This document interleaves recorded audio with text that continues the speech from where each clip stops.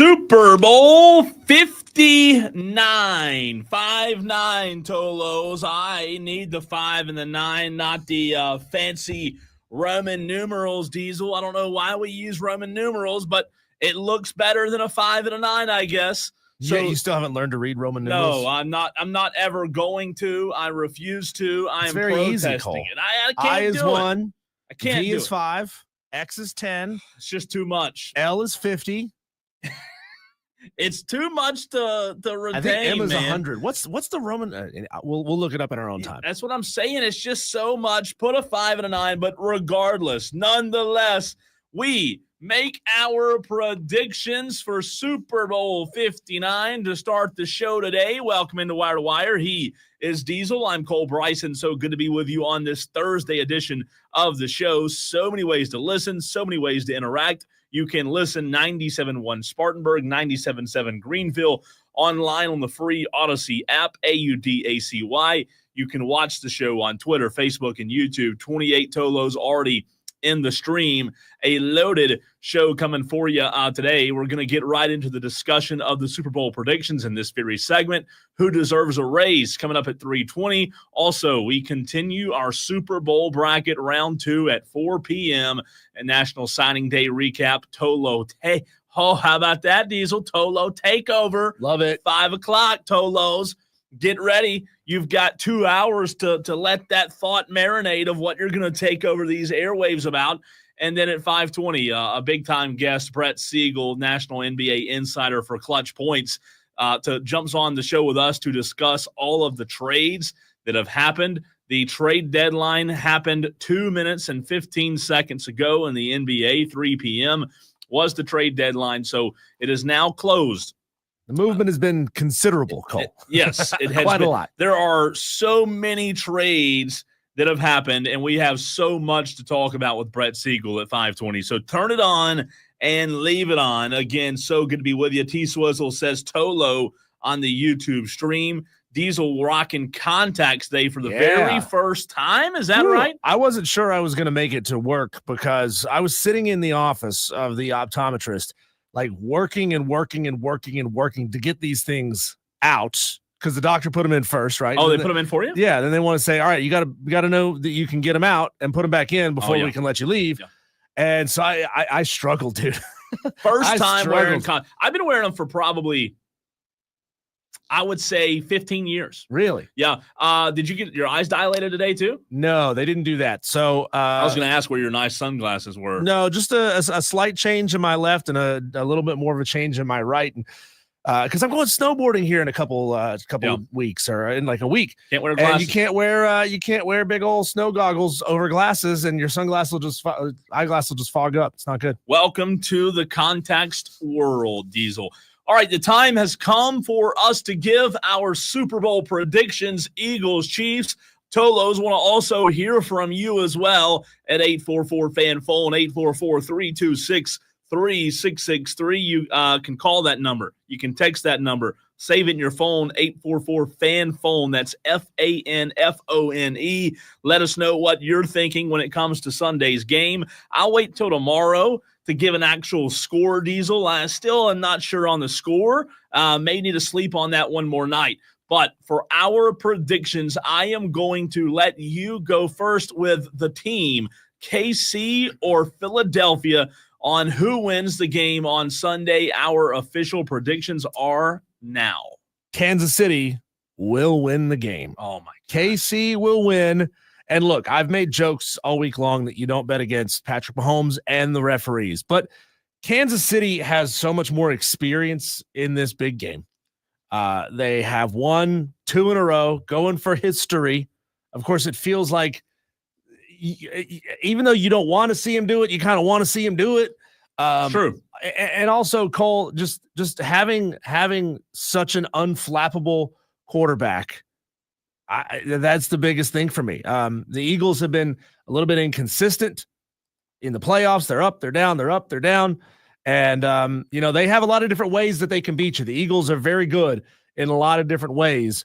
but it feels like each game they win in a different way rather than winning with a consistent identity. So we give you our team of who wins, and we'll tell you why. Also want to hear from you, Tolos, as well, on who you think wins. Not only who you think wins, but why you think they win. I'll give you a couple of whys on who I think will win. So if you want to call the show, if it's a little bit longer, you know, on your answer, you can do so. Why do you think the team that you are picking on Sunday is going to win? Diesel he just announced right here on the Fan Upstate that he is going with the Kansas City Chiefs to win it all on Sunday. Diesel, I'm going to play the other side. I want to be clear with you.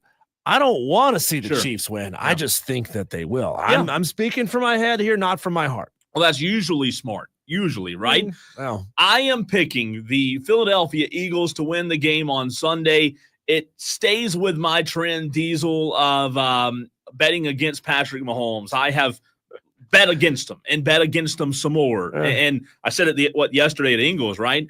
Eventually, this run of red is going to end. Eventually, the roulette ball is going to land on a black, and in this case, a green for the Philadelphia Eagles. I'm still going to bet against them. I might be wrong Sunday, but eventually I'm going to be right, and I want to be on the right side of it.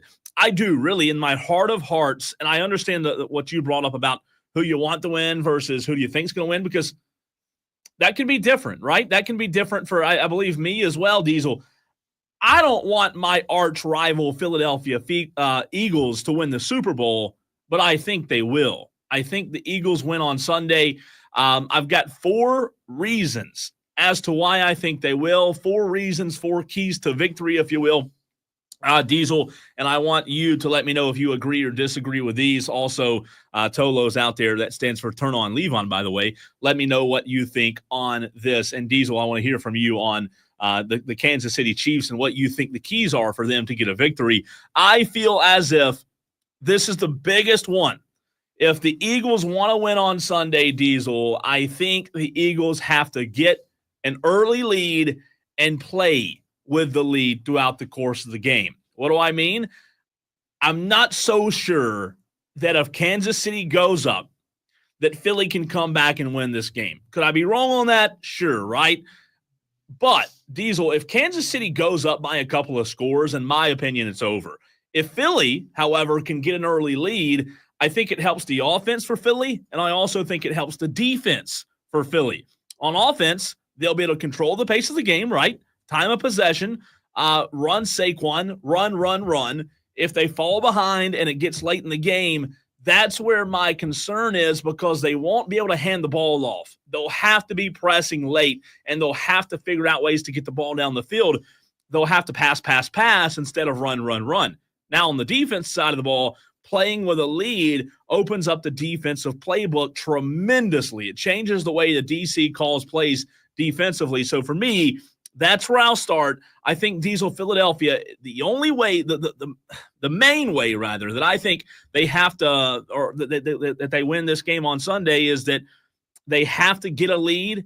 And if they find themselves late in the game trying to play catch up and not being able to run Saquon, I think that's where they'd be in danger. See, with Kansas City, I like their ability to play catch up. Now, they don't do it very often, but yeah, if they have to, you've seen that Patrick Mahomes and Travis Kelce and co can just walk this team right down the field and put points on the board. Here's what's interesting, Cole. In both of their playoff games so far against the Texans and the Bills, the Chiefs have been held scoreless in the third quarter. And I wish there was an explanation for that. Something about, just going into halftime, maybe they're feeling themselves and they just take their foot off the gas in the third quarter. I can't really explain why that's happened in both of those games, Cole, but that's going to be key for the Chiefs. They got to score in all 4 quarters. You cannot go a whole quarter of this game without putting anything on the board. For Kansas City, they got to score early, which is what they did against both the Texans and the Bills. 13 points in the first quarter against Houston, 21 points in the first quarter against Buffalo. If they can get out early, Cole, I think their defense can shut just about anybody down. And I don't trust Jalen Hurts through the air quite as much as I do Patrick Mahomes. I love Saquon Barkley. I love the running game for Philadelphia, but I just don't trust Jalen through the air quite as much. So if you can get out early You can put them in a position where they have to throw. You can neutralize Saquon Barkley. Yeah, then I think you're in a good shape if you're a good position if you're KC. And that's my point. That's my worry, right? That if Kansas City does get out to a lead, Philadelphia is going to have to abandon the run a little bit. So you and I both agree there that if Kansas City can get out to a lead, you know what? They should be able to control the flow and dictate the game. I just think that if Philly somehow, some way wants to be able to win the football game, they've got to be the aggressor. They've got to be able to control the football, which leads me to my second point, Diesel. I think Philly, this is key. I think Philly on Sunday night, Diesel, needs to stay out of and longs. And longs, okay? Second and long. Third and long. Fourth and long.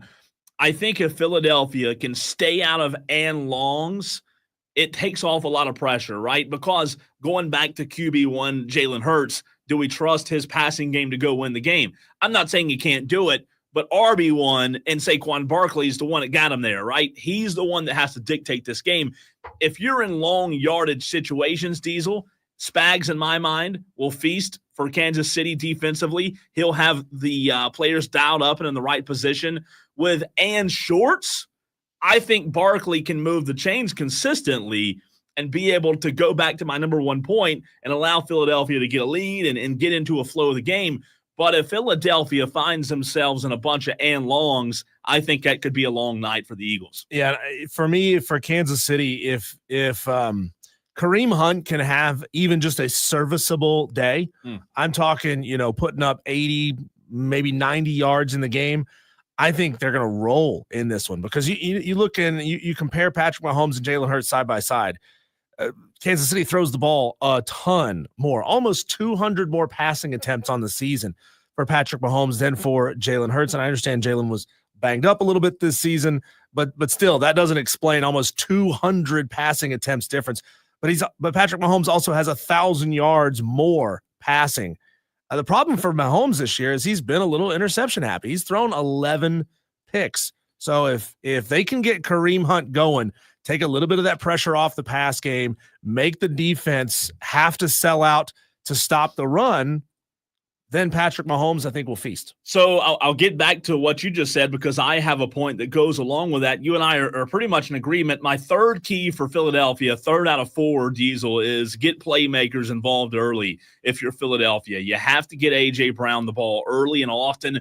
Barkley involved. I love to see him involved in the passing game, to be able to kick him out a little bit on the flats and get him going in the passing game. Over the years, you hear so many ex-NFL guys and even guys who are still in the NFL, Diesel, talk about the stars on the team, and especially a big game like this, you've got to target them early to get their confidence going. You've got to get them involved, whether it be a screen pass, right, or a jet sweep across the middle. You've got to do something to get the playmakers involved early to get them confidence, because what you don't want is you don't want to go into halftime where A.J. Brown has no receptions, right? Your best receiver, he's got to be a part of the game in order for Philadelphia to win. So that's a big one for me. I like A.J. Brown a lot. You and I, 2 days ago, compared the receiving core, Kansas City's receivers versus Philly's. A.J. Brown's probably the best receiver out there at times, and I just think it's super important to get him going early, man. Cole, I find this really fascinating that Kansas City favored by 1.5 to open the odds for this game. But somehow, some way, the matchup predictor favors Philadelphia, 56% to 44%. So that's really interesting that Vegas favors one and the matchup predictor favors the other. I think, Cole, ultimately we have two very different styles of teams. One's run first, pass second. The other one is vice versa, the other way around, pass first, run second.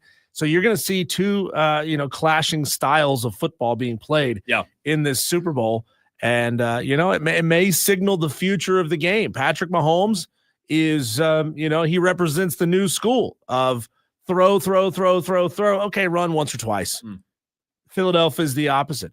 And so could it signify a return to the old school where we value elite running backs and teams start to figure out that you can dominate time of possession and dominate games by having an elite ball rusher? So my last key in order for Philadelphia, who, if you just tuned into the show 15 minutes late, it's okay. Welcome into Wire to Wire. He's Diesel. I'm Cole Bryson. We're giving our official predictions for the Super Bowl on Sunday. Diesel picked the Chiefs. I picked the Eagles. The last thing I say, Diesel, for Philadelphia, the last thing I'll say is they've got to have tremendous lane integrity defensively. What do I mean by that? Patrick Mahomes and Travis Kelce both are out of the norm when you talk about quarterbacks and receivers in the NFL who are big on timing, who are big on cadence. They're more of a backyard style duo, right? Mahomes and Kelce. Kelce doesn't run, a 10-yard or a 8-yard dig and come back, and it's more backyard ball between those two. So what I believe when you talk about Philadelphia, you've got to have lane integrity to where if you're going to blitz, that's fine, Diesel, but you've got to stay in the lanes. If you're going to rush the quarterback, you've got to be able to not allow Mahomes to do what Mahomes does so well and flush out of the pocket, find some room, wiggle, waggle his way through the defense and ends up gaining a 9-yard play. Here's a fascinating stat for you when it comes to lane integrity, Patrick Mahomes versus the blitz. Next Gen stats show that Kansas City Chiefs quarterback Patrick Mahomes Diesel has posted a higher career passer rating of 116.5 when facing 5+ pass rushers than he has against 4 or fewer pass rushers, which goes down to 109. On defense, again, it comes back to lane integrity because you can't allow that backyard ball to unfold, Diesel. That stat shows that Patrick Mahomes is better against the blitz. Why? Because he has an uncanny athletic ability to make people miss, and I think they've got to be disciplined defensively. Yeah, teams love to over-pursue because they think we're going to be the team that's going to be able to get him down in the backfield. And the truth is nobody has been able to do that thus far in his career, not with tremendous and repeatable success. On the other side of the break, Cole, what do they call it? Pocket watching, where people will look at other people's wallets and say, what you're doing with your money is right or it's wrong. We're going to do a different style of pocket watching. Pro, college, whatever you want it to be. Who deserves a raise and who deserves a pay cut? That conversation is next.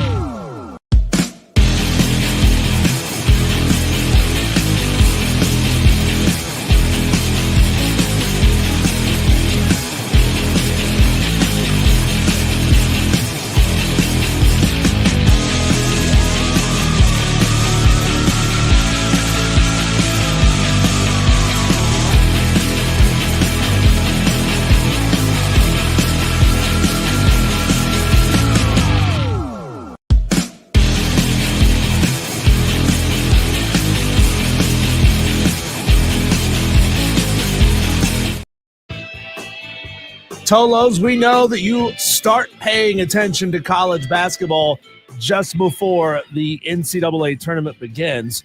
Well, how about this? Instead of just sitting home on your couch watching the tournament, how about you go to Vegas on our dime, actually with a whole mess of our dimes. I'm not good at math here, but I don't know how you do $20,000 into dimes. But guess what? Well, you could go to Vegas and hang out there for the first 2 rounds of the college basketball championships. Just download the free Odyssey app, log in, and listen to the Fan Upstate for at least an hour a day. You could start right this second. Be entered in for your shot today by 425. Wouldn't that be fantastic? And you would know that you were entered for a chance to go to Las Vegas, a round-trip airfare for you and 3 friends, accommodations as well at the Circa Resort and Casino Las Vegas, a premium sports viewing destination.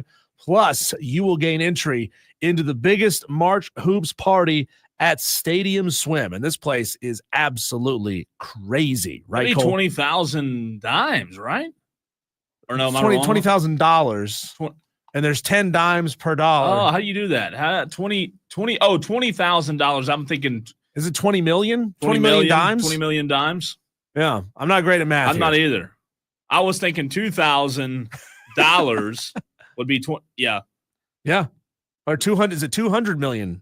Gosh, we need a mathematician for that. I'm bad here, it's but a lot of dimes. That's the whole point. Tolos, you're going to want to start streaming right now so you can get entered in to win this contest. You're going to have an absolute blast. And going to the games is great, but this is a unique experience watching the game at a fantastic party at Stadium Swim, which is basically an outdoor amphitheater meets a swimming pool. I mean, you're going to have an absolute ball. I don't know. I know the Super Bowl in Las Vegas is probably a big event.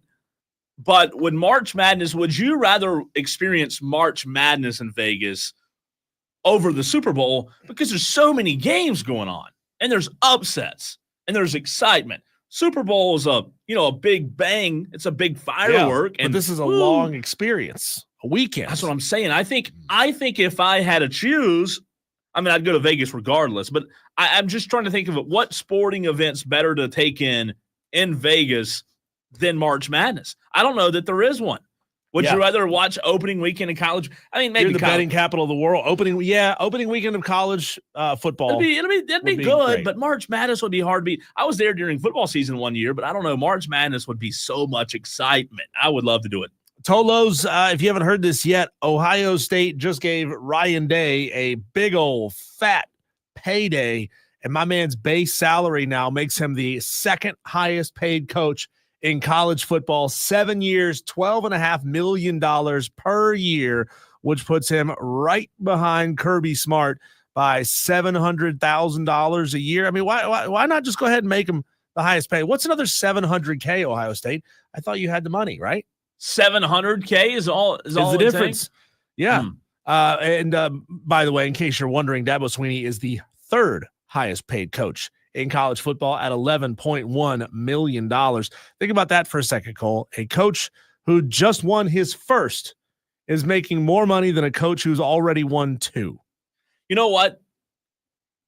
I think that would be a pretty good. I think the way they've got it ranked with Kirby 1, Ryan Day 2, Dabo 3. I think that's about right. If you believe that, Dabo's career is on its downward trend, then you'd be right.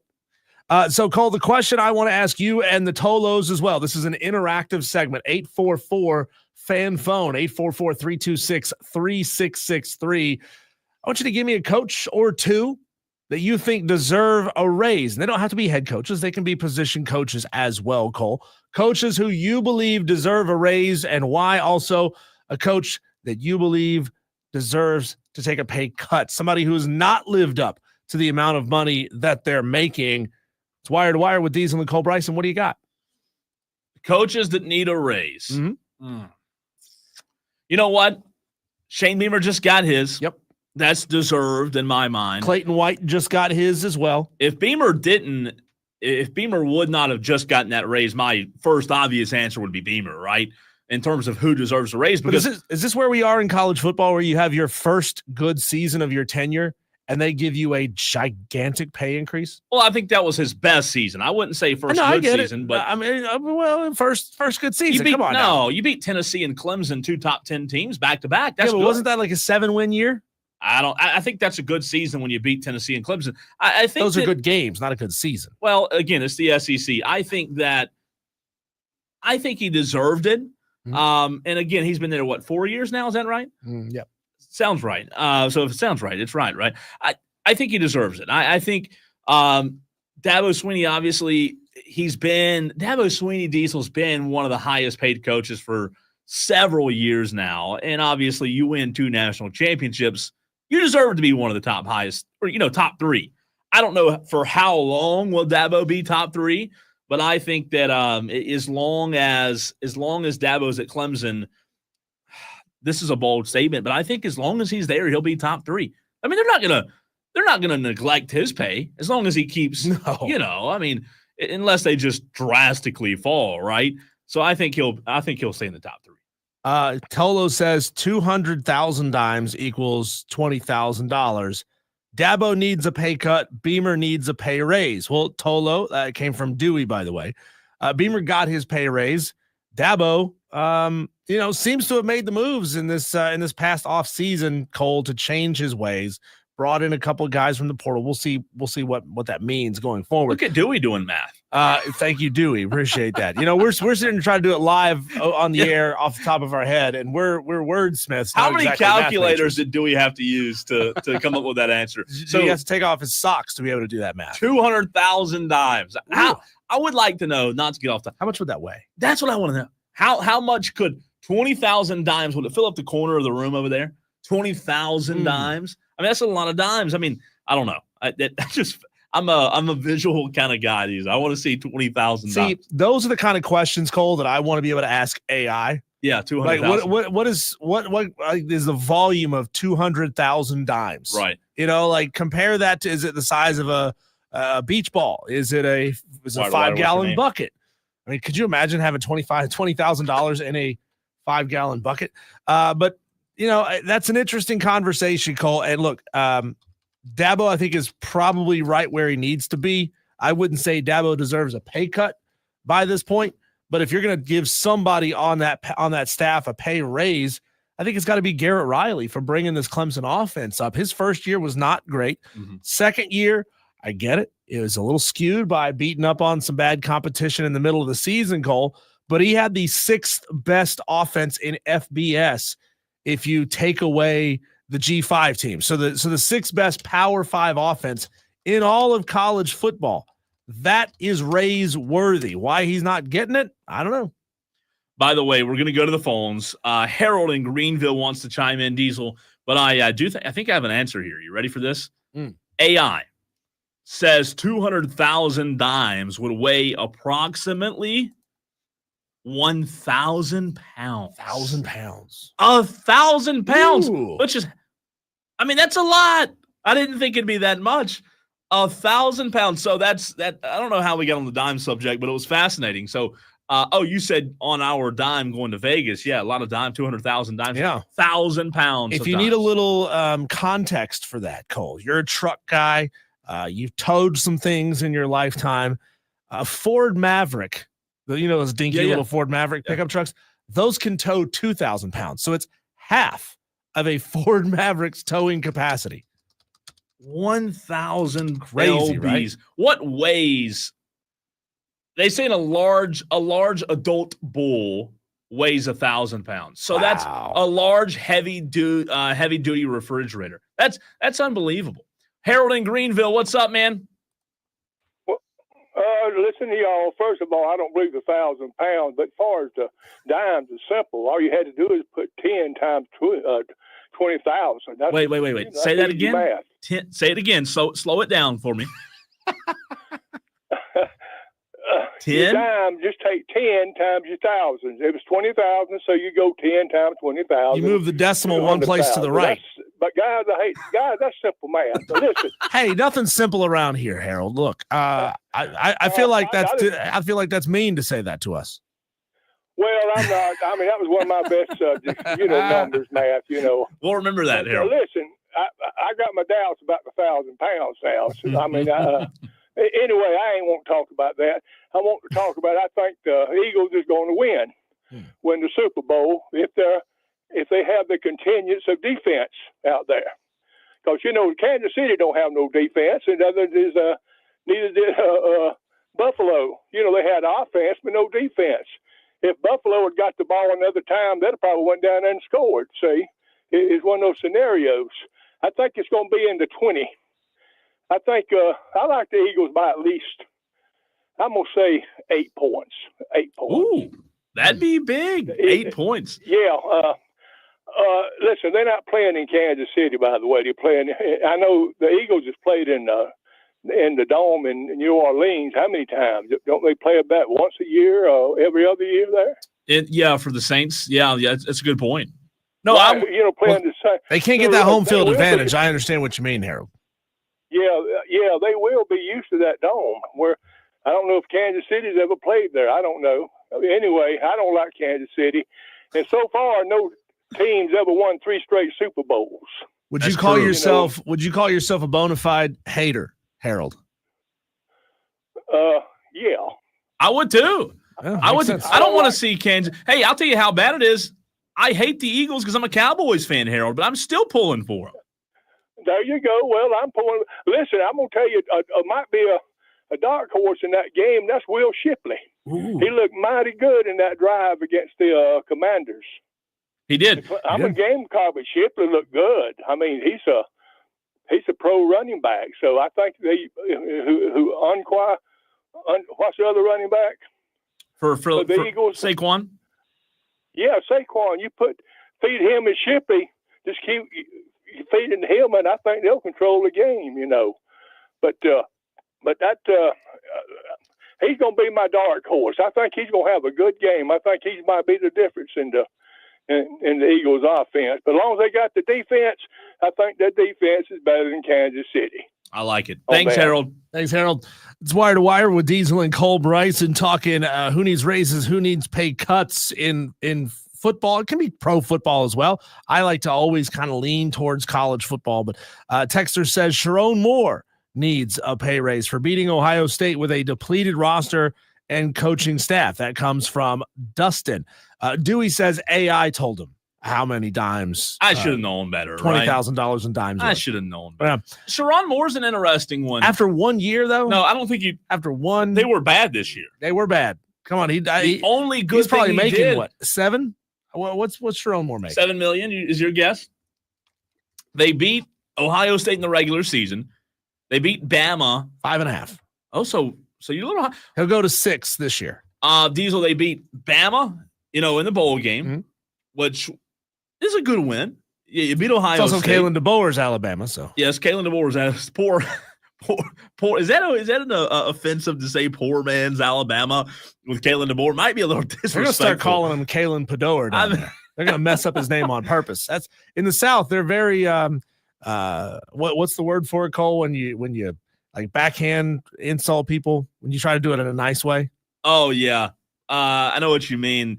You say, just what do you say when bless your heart? Bless your heart. It means you're a freaking idiot, right? That's what it means.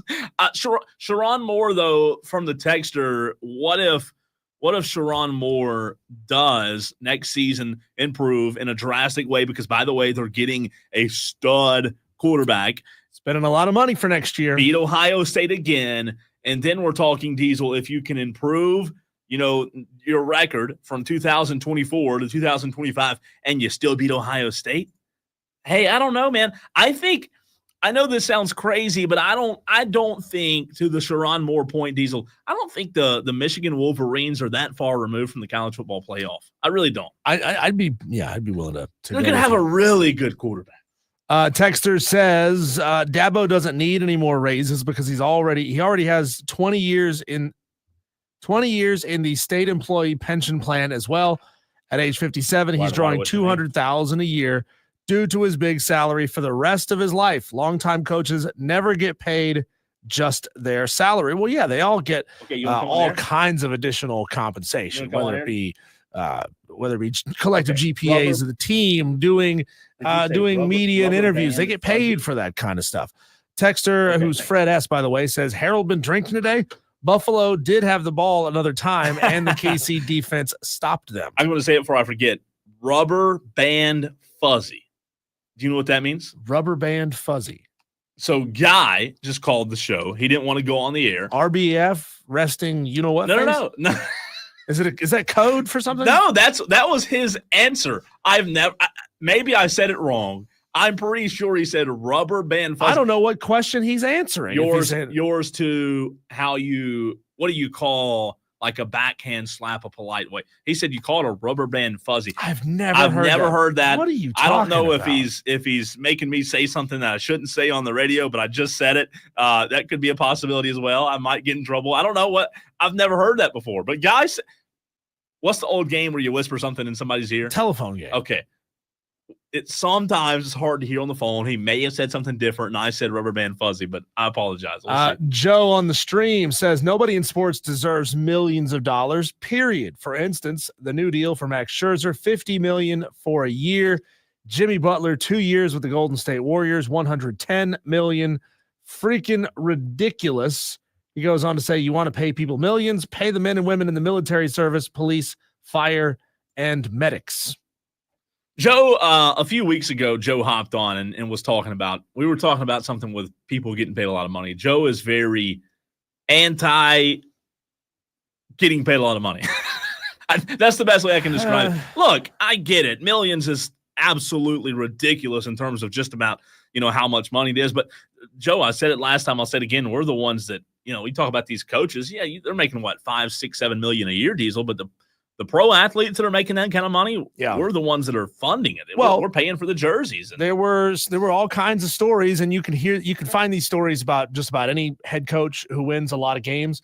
Just the amount of value that they provide to the university, meaning the amount of new applicants they get every year, the amount of new students, the amount of out-of-state tuition, the amount of money that people spend in donations, the amount of money that people spend buying tickets and buying merch and all these things, right? All these things go into the value that somebody can bring.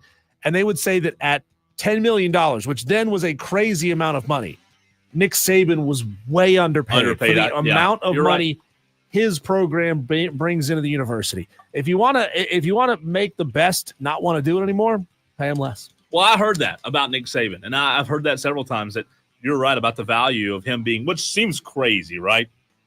In terms of what he actually should be paid.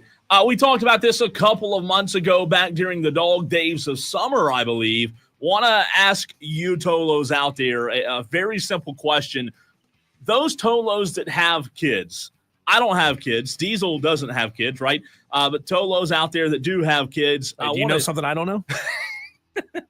No comment. I want to know from you, if you have kids, boys or girls that play sports specifically, how do you feel? The latest bill that the President Trump passed with the transgenders being banned in sports, how does that bill make you feel? What are your thoughts on that? Obviously, I can't speak on it from an aspect of having kids, but from those that do, I want to hear from you. 844-FAN phone, 844-326-3663. That's next.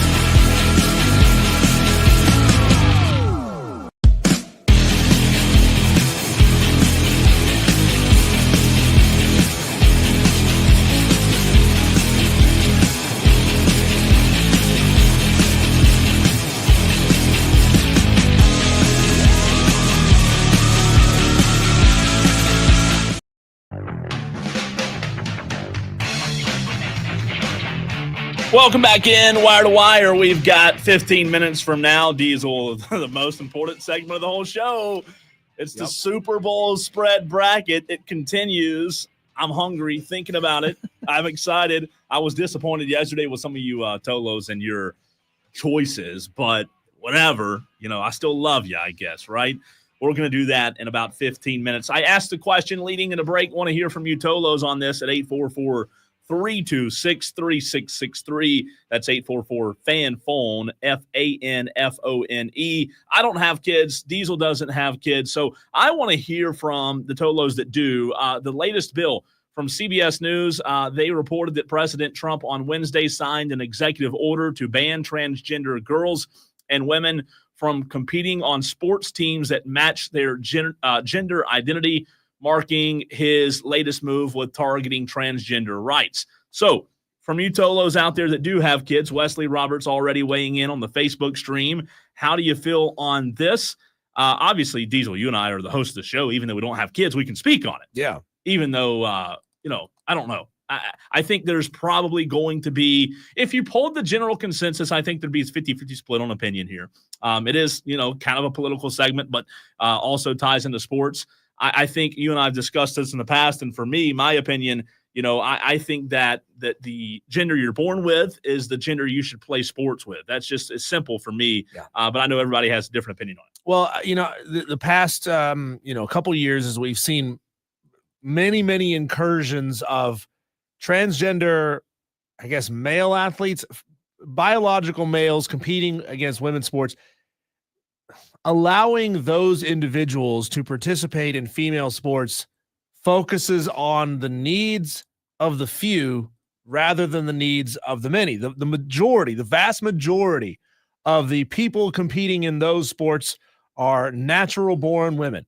Now, you and I both know, Cole, there's no amount of hormone therapy that can undo the genetic advantage of being a biological male. Unless you were just born a skinny, weak guy and you just said, you know what, I'm going to be a girl and I'm going to compete in girls soccer, then maybe the playing field is a little more leveled. But Cole, if you're born, 6'2" and you grow up and you're a 200-pound man, you say, you know what, now I'm going to go compete in girls volleyball, or girls soccer or whatever it is, you're going to absolutely dominate in those sports, even if you have the therapy that is meant to tamp down all of the genetic advantages or all the performance advantages of testosterone in your system. So I applaud the administration for doing this. I think this is fantastic. It focuses on the needs of the many, the girls who are dedicating their lives to be great at these sports, only to have a man come in and steal it away. Texter from let's see, this is the 492, says, I support what Trump did. If guys want to play with girls, go join a freaking co-ed league.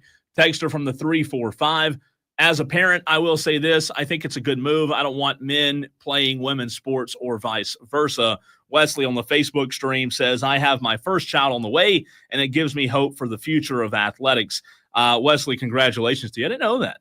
Did not know. Boy or girl, Wesley, or do you know yet? I did not know you had your first child on the way, so congratulations to you on that. Wesley Roberts is one of our faithful Tolos on the stream. Let's see. Back to the text line from the 419. This is a two-part text, I believe. As a father of a daughter, I'm all for the Title IX being enforced. It's never men's scholarships losing a spot to a girl. It's always a girl's spot with a biological male. Title IX is supposed to keep the girls' scholarships even, and they were being abused.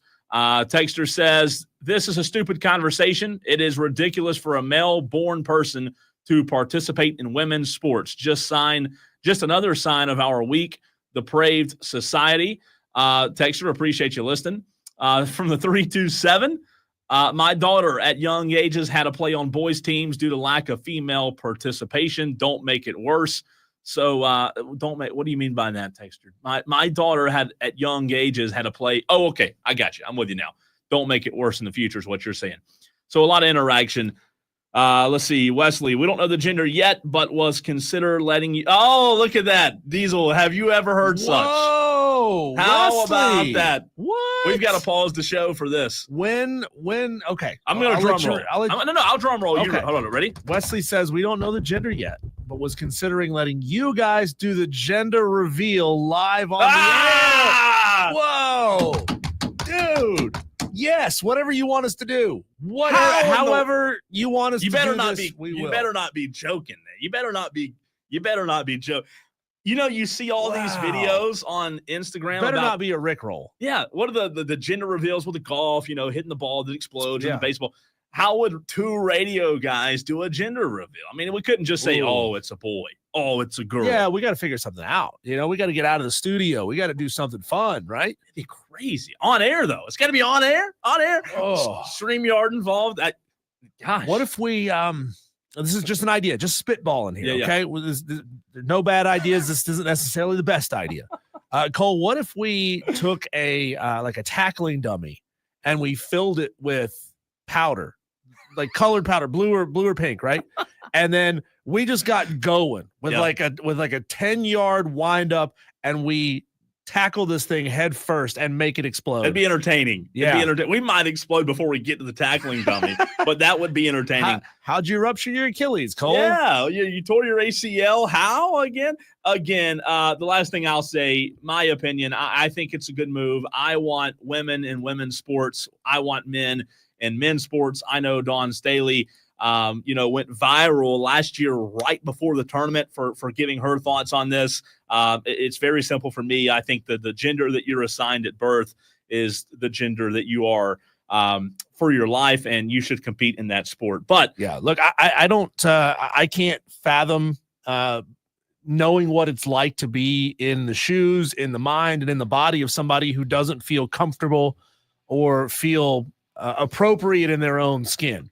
Meaning if you're born a male, but you genuinely think you're a female or vice versa. I don't know what that's like. So, and most of us, I'd say the vast majority and almost nobody listening knows what that's like to feel like you were born in the wrong body. So I'd say have a little empathy for somebody, but then again, that doesn't mean that I want you taking up a roster spot on my potential daughter's team. Empathy's a good thing, though. I mean, you gotta be respectful and have empathy. That's something that's a good trait. I might feel like I'm in the wrong body if I hear freaking more ridiculous answers coming up in the next segment, because you TOLO'S upset me yesterday. Diesel, I know we've got to run because the Super Bowl spread. Let's see if I can stay in my body here and be excited about these answers. How in the world did Oreo pie get voted off? So what we're going to do, we'll catch you up with how we got to where we are, and then we'll pick it back up with our Elite 8 round next.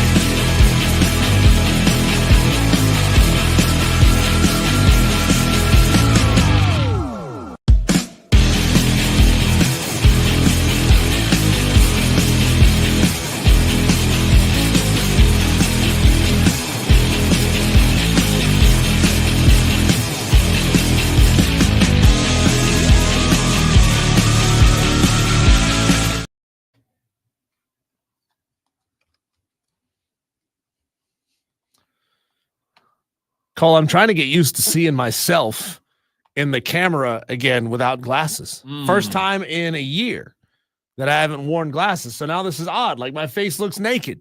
Now just imagine if I shaved the beard. It's never going to happen. Like somebody'd have to tie me down and drug me to shave this thing off my face. Don't give us any ideas. No, please don't. Trust me. If any of you so's and so's ever tries to get me in a bet where shaving is, I'm not going to do it. By the way, on that, Michael says 46 years old and still 2010 vision, probably a little better. They just stop after the 2010 line. Very blessed, says Michael. Brag about it, Michael. Brag about it. You know, I'm just about legally blind, really. Like not just saying that. Well, if I take my contacts out right now, I wouldn't be able to tell who you are. That's crazy. I couldn't read this computer screen. And then it just keeps getting worse every year, right? So eventually you're going to have contacts that stick off your eyes by about an inch. Last night I took them out, and this is how I have to walk if I'm going to find my glasses. Because I have glasses. I wear glasses sometimes at night. I have to walk like this. I've never seen you with glasses. Yeah, I wore them last night. I'll wear them. I'll wear them sometime. Yeah. Oh. You know how sometimes you take your contacts out, you need a little breather, sometimes. Well, no, I don't know what that's like. Well, you will soon. You will soon. It'll sometimes irritate you a little bit. Okay. Yeah. Take them out. But that's a nice little humble brag from Michael. He says he's 40 2010, is that what he said? 40 something years old, still has 2010 vision. My humble brag, Cole, is that I'm 40 and I don't have a single cavity. I don't have any cavities either. So there you go. Look at you taking care of your teeth. But I also have never been to the dentist. I'm kidding. I'm kidding. It's a joke. Now we're getting It's a joke. It's a joke. I wanted to see your reaction. Kane says that I, without glasses, look like Kevin James from King of Queens. Kevin James he's beardless and he's a fat guy. I'm not a fat. What are you talking about, Kane? I got to look at that. From King of Queens, you said? No way. No way. No, not really. Not even close. Not really. Kane, now you're just trolling. You know, Kevin James, is he bald now? What? Did you say Kevin James was bald? I think he is bald now, yeah. No. He's beardless. I think he's bald now, too, though. No, he's not. Yeah, I think so. No, he's not. Yeah, I really do. I swear, I think I saw a picture of him the other day bald. So, I don't know how we got down that road. But well, it was all the texter's fault. Okay, Cole. Wait, real quick. Are you going to do the side-by-side? No. Look. He is bald now. Whoa. Look at that. Are you? That? No. Yes, I promise. Yes. I'm not lying to you. Kane says he's not a fat guy, dude. He's on King of Queens, Kevin James was absolutely a fat guy. Did he play? Not like gigantic, but he was still a big dude. You know, like you could tell, like there's no way that Doug Heffernan was getting Carrie, his wife. Yeah. Like Carrie Heffernan, absolute smoke show. Didn't he play Doug was a big fat dummy. Paul Blart as well? He played Paul Blart. He was fat there. Yeah. He also did a movie where he tried to become an MMA fighter. I don't remember what that one was called. I don't think I ever saw it. He is a good actor. I like Kevin James. I do. Very good attitude. I do. He's one of those guys that I think probably should have gotten more popular and bigger than he was. Wesley, for those that don't know, sometimes when I lean over like this, tell him Diesel. There you go. There it is. Wesley said, Cole, your camera's out of focus now. Yeah, we're operating with not the best equipment in the world. Yes, high dollar stuff here. But this is the best segment of the show. I guarantee you this will be the most interacted with segment today here on Wire to Wire with Diesel and Cole Bryson. We were doing a bracket of the GOAT Super Bowl spread, trying to find the most crucial item that has to be at every Super Bowl meal, regardless of what course it is. And today, Cole, we're down to the Elite Eight. Our matchups today will be mozzarella sticks versus a Rotel cheese dip. Mozzarella sticks defeated Buffalo dip, and you're not happy about that. No. Rotel cheese dip defeated Little Smokies. I don't know you're not happy about that either, but Cole, I know you think Rotel cheese dip is fantastic. I was not happy about much yesterday. From the dessert region, we've got Oreo pie versus cherry cheese. Oh, that was yesterday. Sorry, cheesecake. Cherry cheesecake versus banana pudding. In the main dish region, wings versus ribs. And in the sides region, nacho versus mac and cheese. But we can look at it like this, Cole. Today, we will put together the ultimate 4-course meal for a Super Bowl party. So let's get started. There's a drum roll. Listen how fast that drum roll is. Wow, that's impressive. There's a drum roll, and here we go. You mean get the timer ready? Yeah, you got the timer. Okay. TOLO'S 844-FAN phone, 844-326-3663. You can text in, you can message in on the stream as well from the appetizers region for a spot in the final four, Cole. Mozzarella sticks versus Rotel cheese dip. Mozzarella sticks, you dunk it in the marinara sauce. Rotel cheese dip is very simple. It's Velveeta cheese. It's Rotel tomatoes. Ooh. You can add some ground beef. You can add some ground sausage to it, however you want. But TOLO'S, text in right now. Rotel. What is the GOAT appetizer? Mozzarella cheese sticks versus Rotel cheese dip. Super Bowl 60-second timer is underway for this.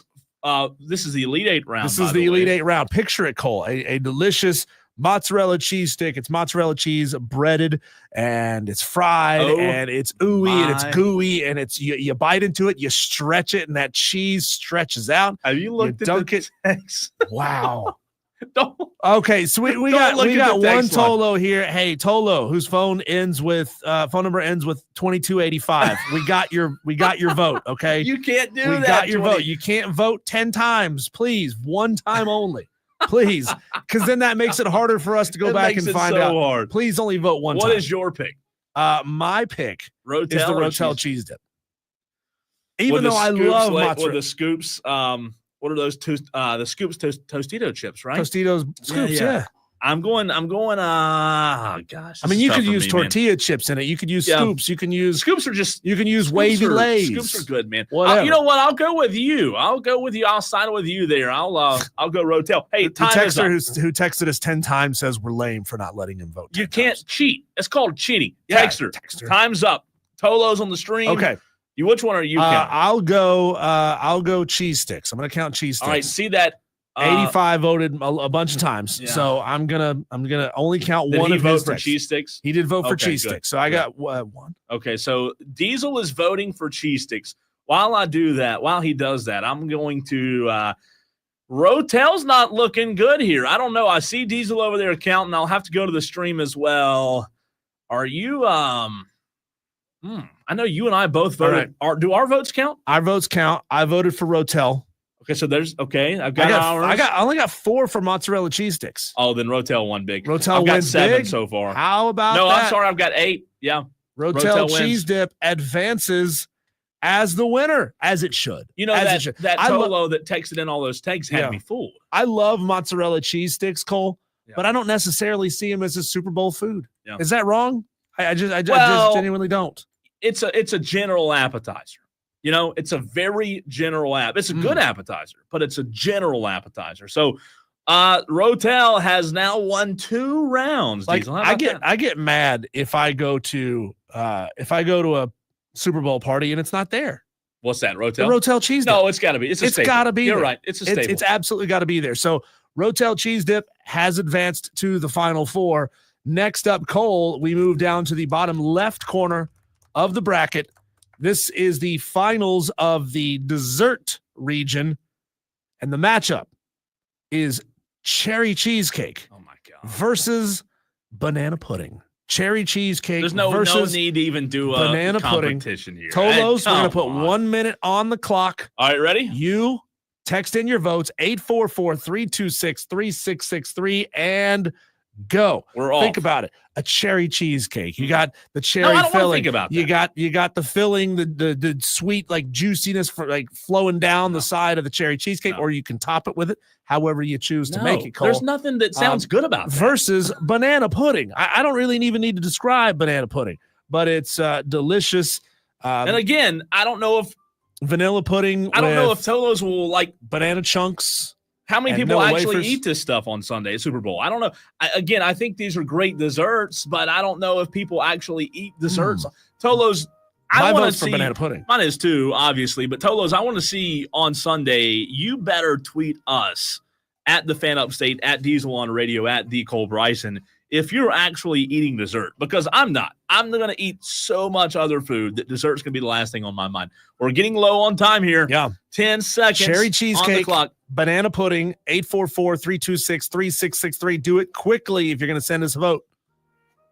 Time's up. There you go. That's Time it. is up. Stop the votes. I will count banana pudding. Okay. Making sure these are from the same phone number here. You know what? More cheesecake coming in than I thought, but I've got already. That was like 9. Okay. How many? I got 4 for cherry cheesecake. Sorry, cherry cheesecake. Banana pudding wins it in a landslide. I've got 9 so far within a minute.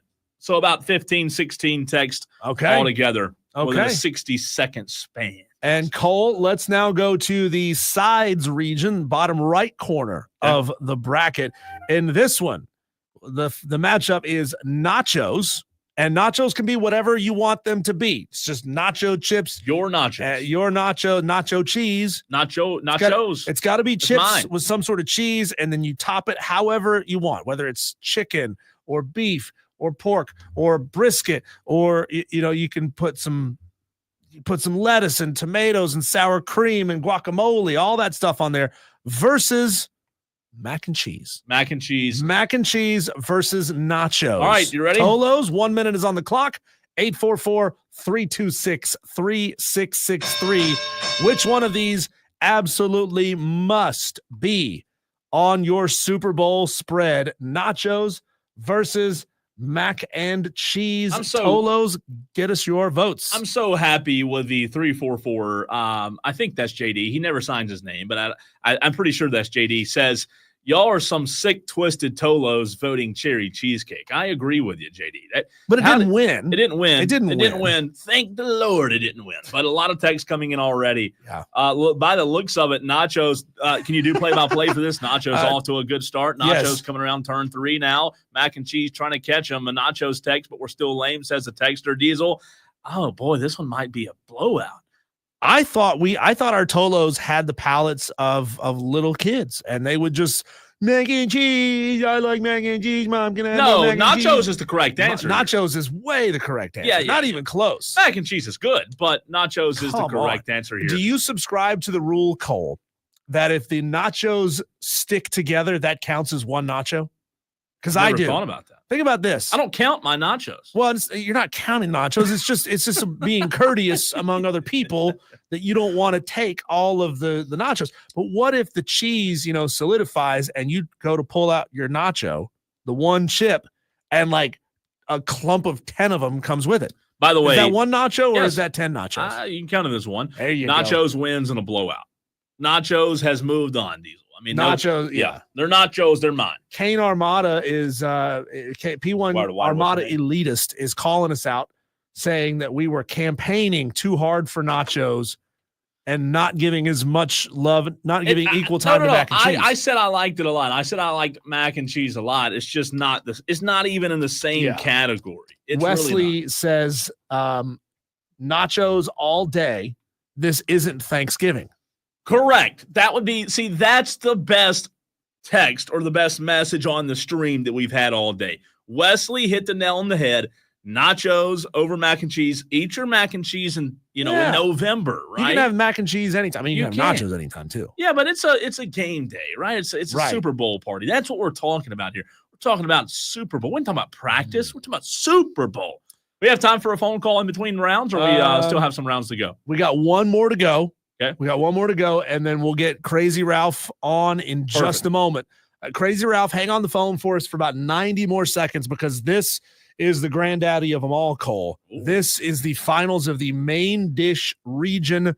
Wings or ribs? Oh, my God.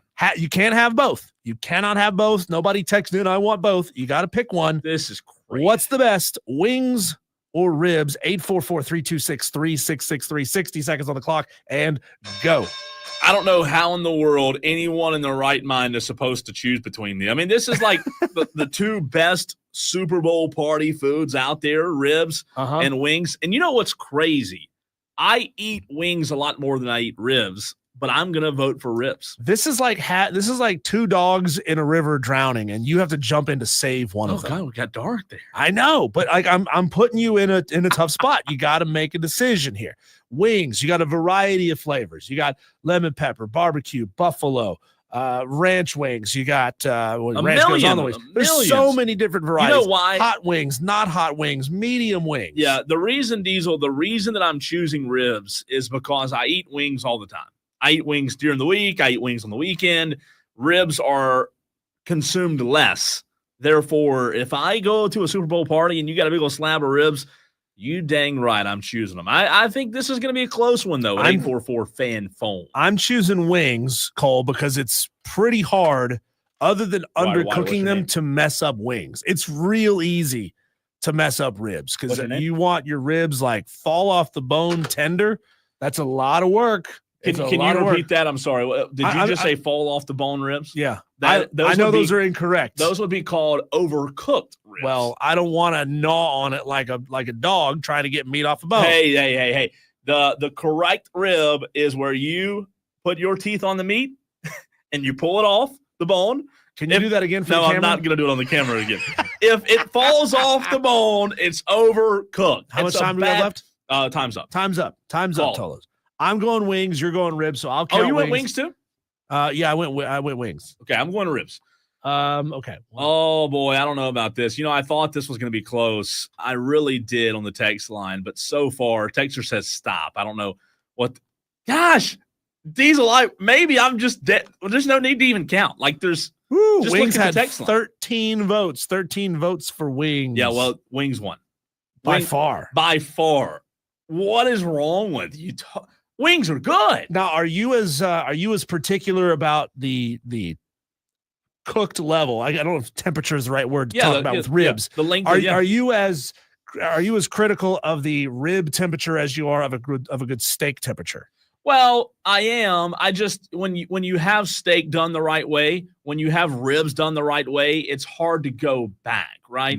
Steak should not be cooked over medium rare. It shouldn't be. And you can debate all you want, but I think I cook a better steak than you get out of the restaurant because I'm a cast iron steak guy. I'm just critical of food. When you're fat, man, you eat as much food as I do. You got to be critical of it. Let's go to the phone lines and get a thought from Crazy Ralph. Crazy Ralph, here is your 4-course meal for your Super Bowl party.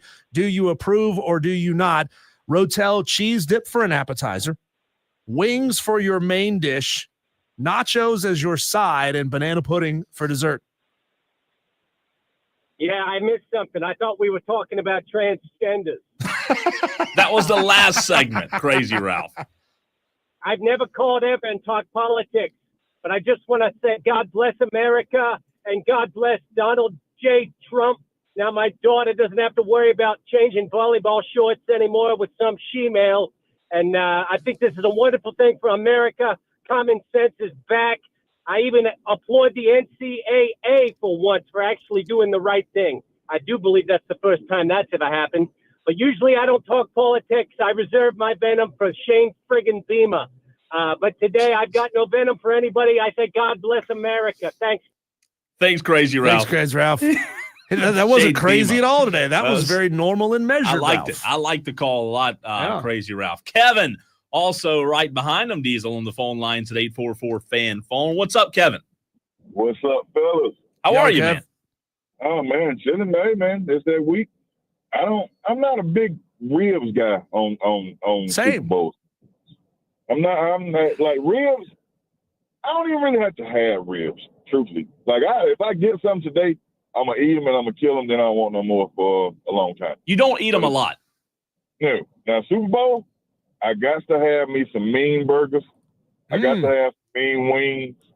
And I got to have, so I just got into spinach dip. Like spinach dip is something serious on the low, man. Like and a bread bowl? Dip, oh yeah. And a meatball is something serious. Like the meatball, I eat a piece of meatball and I dip my chip through the spinach dip, and I got a whole heaven going on in my mouth right now. So are you new to spinach dip? Like, was this an epiphany?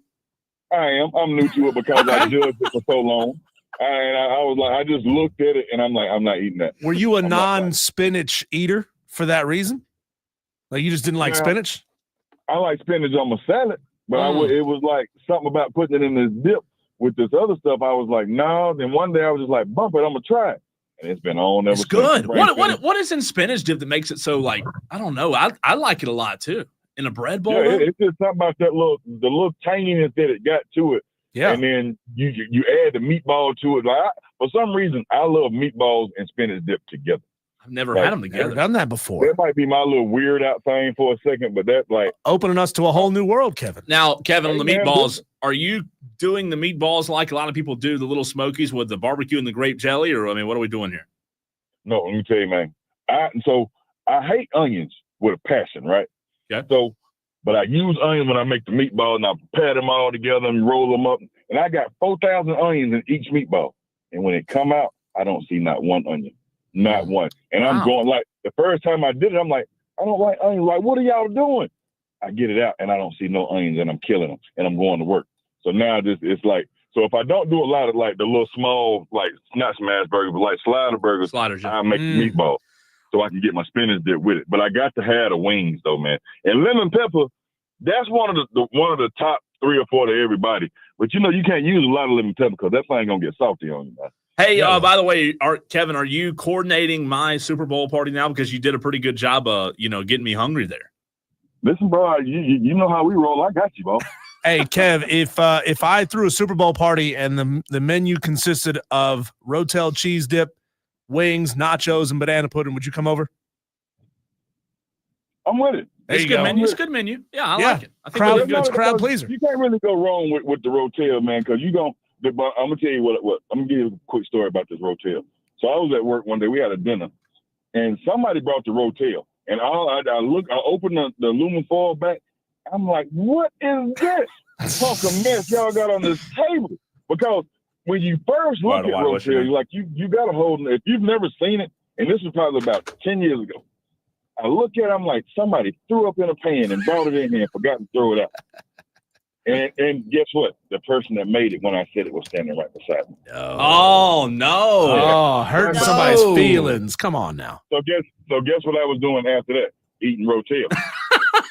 Thanks for the call, Kevin.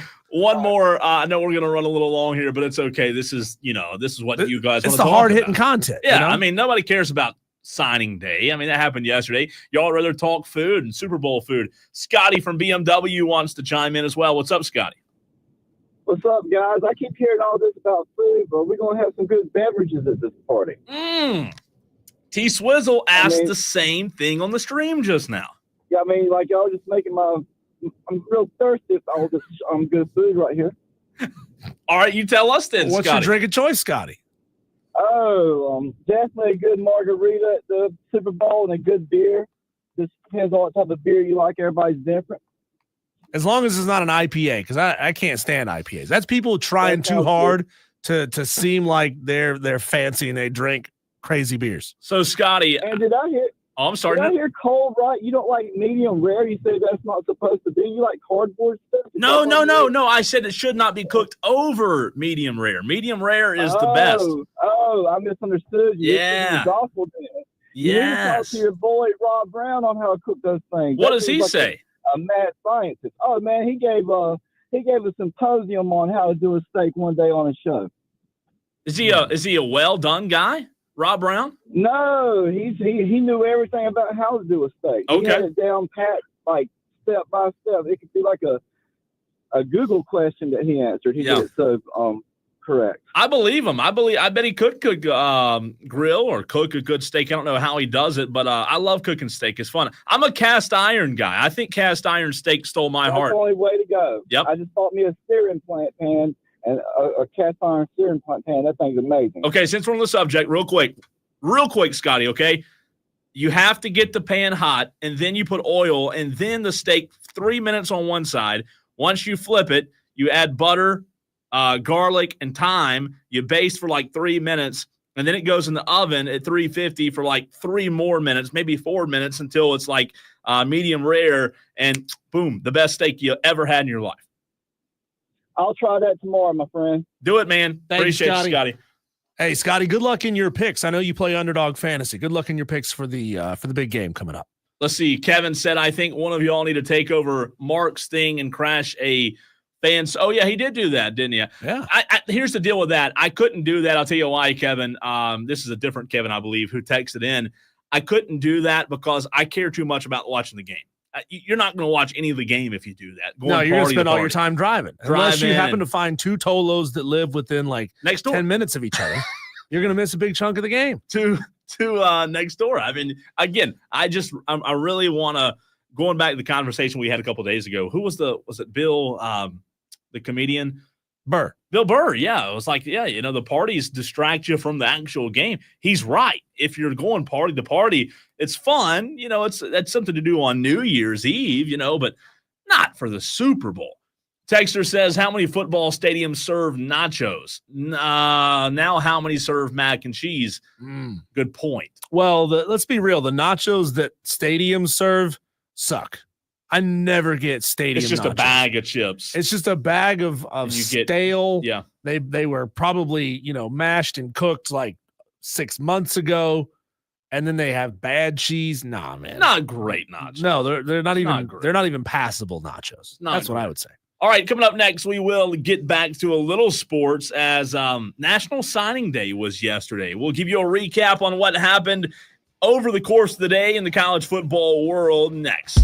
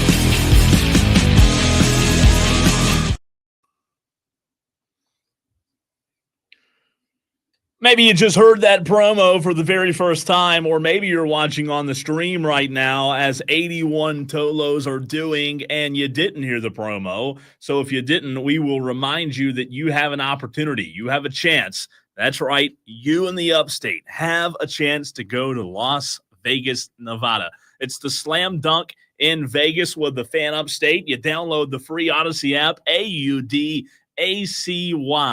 Once you download it, if you have not done so already, create a free account, log in, and all you have to do is turn it on and leave it on. You say, Cole, that's what you say to do every day. Oh, anyway, well, yeah, it is. Diesel and I encourage you to TOLO, turn it on, leave it on. But if you do that, it enters you into the contest where one lucky winner scores round-trip airfare and accommodations for 4 in Las Vegas plus $20,000, which we learned earlier was how many dimes? 200,000. 200,000 dimes. Per Harold, you move the decimal one place to the right. Yeah, but I can't. I have to write it down to see the decimal. That's my problem. You got to move the commas, too, because if you don't move the commas, I can't do that in my head. I have to write it down.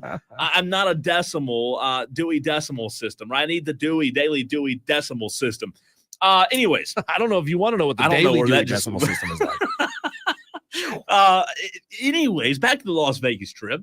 You can enjoy the first 2 rounds of the college basketball championships while staying at the Circa Resorts and Casino in Las Vegas, a premium sports viewing destination, and visit the biggest March hoops party at Stadium Swim. Good luck, TOLO'S, in this national contest. To enter, all you have to do is turn it on and leave it on for 1 hour a day, and you're entered. Bam, just like that.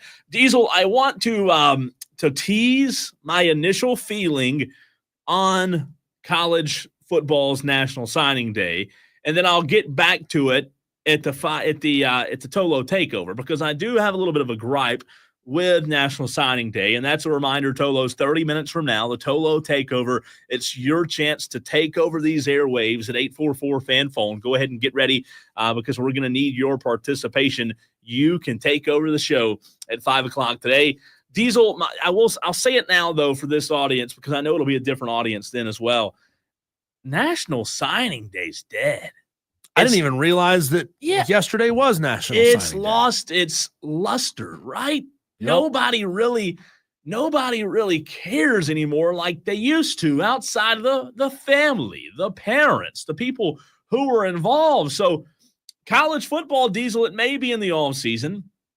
There's still recruiting going on, and Wednesday's National Signing Day gave coaches time to put a pin in their 2025 recruiting classes.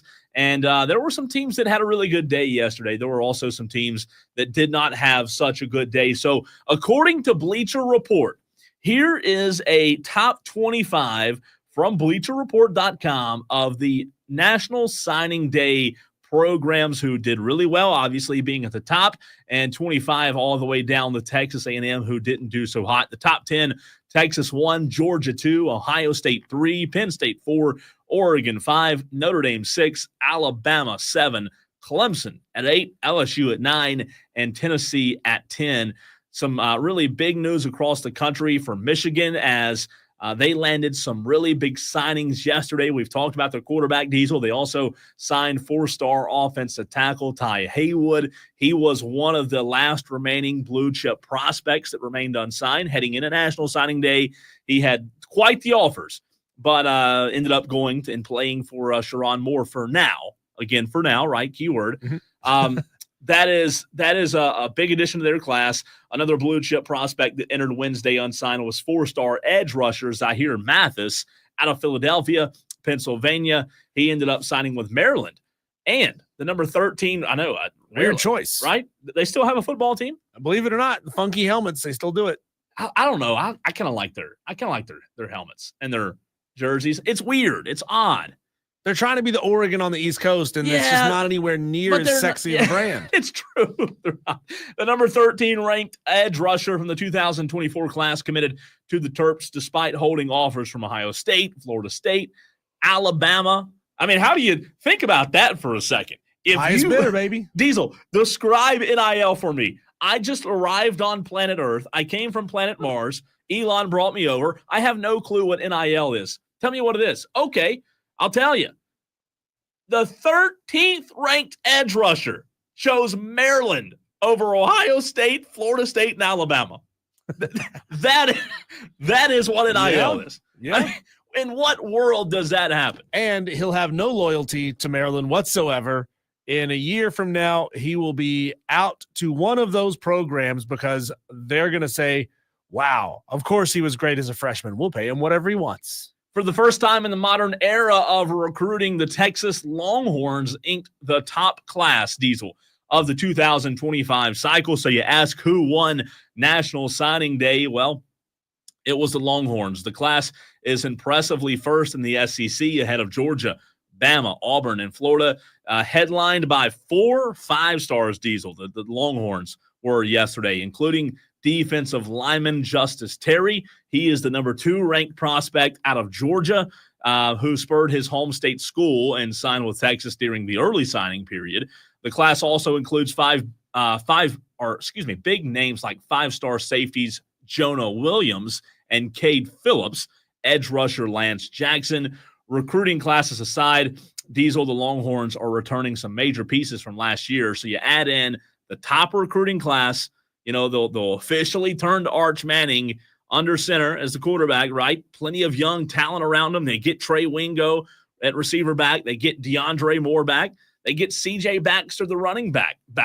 So right now, Texas is plus 550, according to Vegas, to win the national title because of what they had returning. Also with Steve Sarkisian's 2025 recruiting class, which was impressive. I'd love to know, Cole, if anybody's in the ears of elite recruits telling them to wait until National Signing Day, which should now be relabeled as late signing day. Because there's early signing. Early signing day should be signing day should be in December.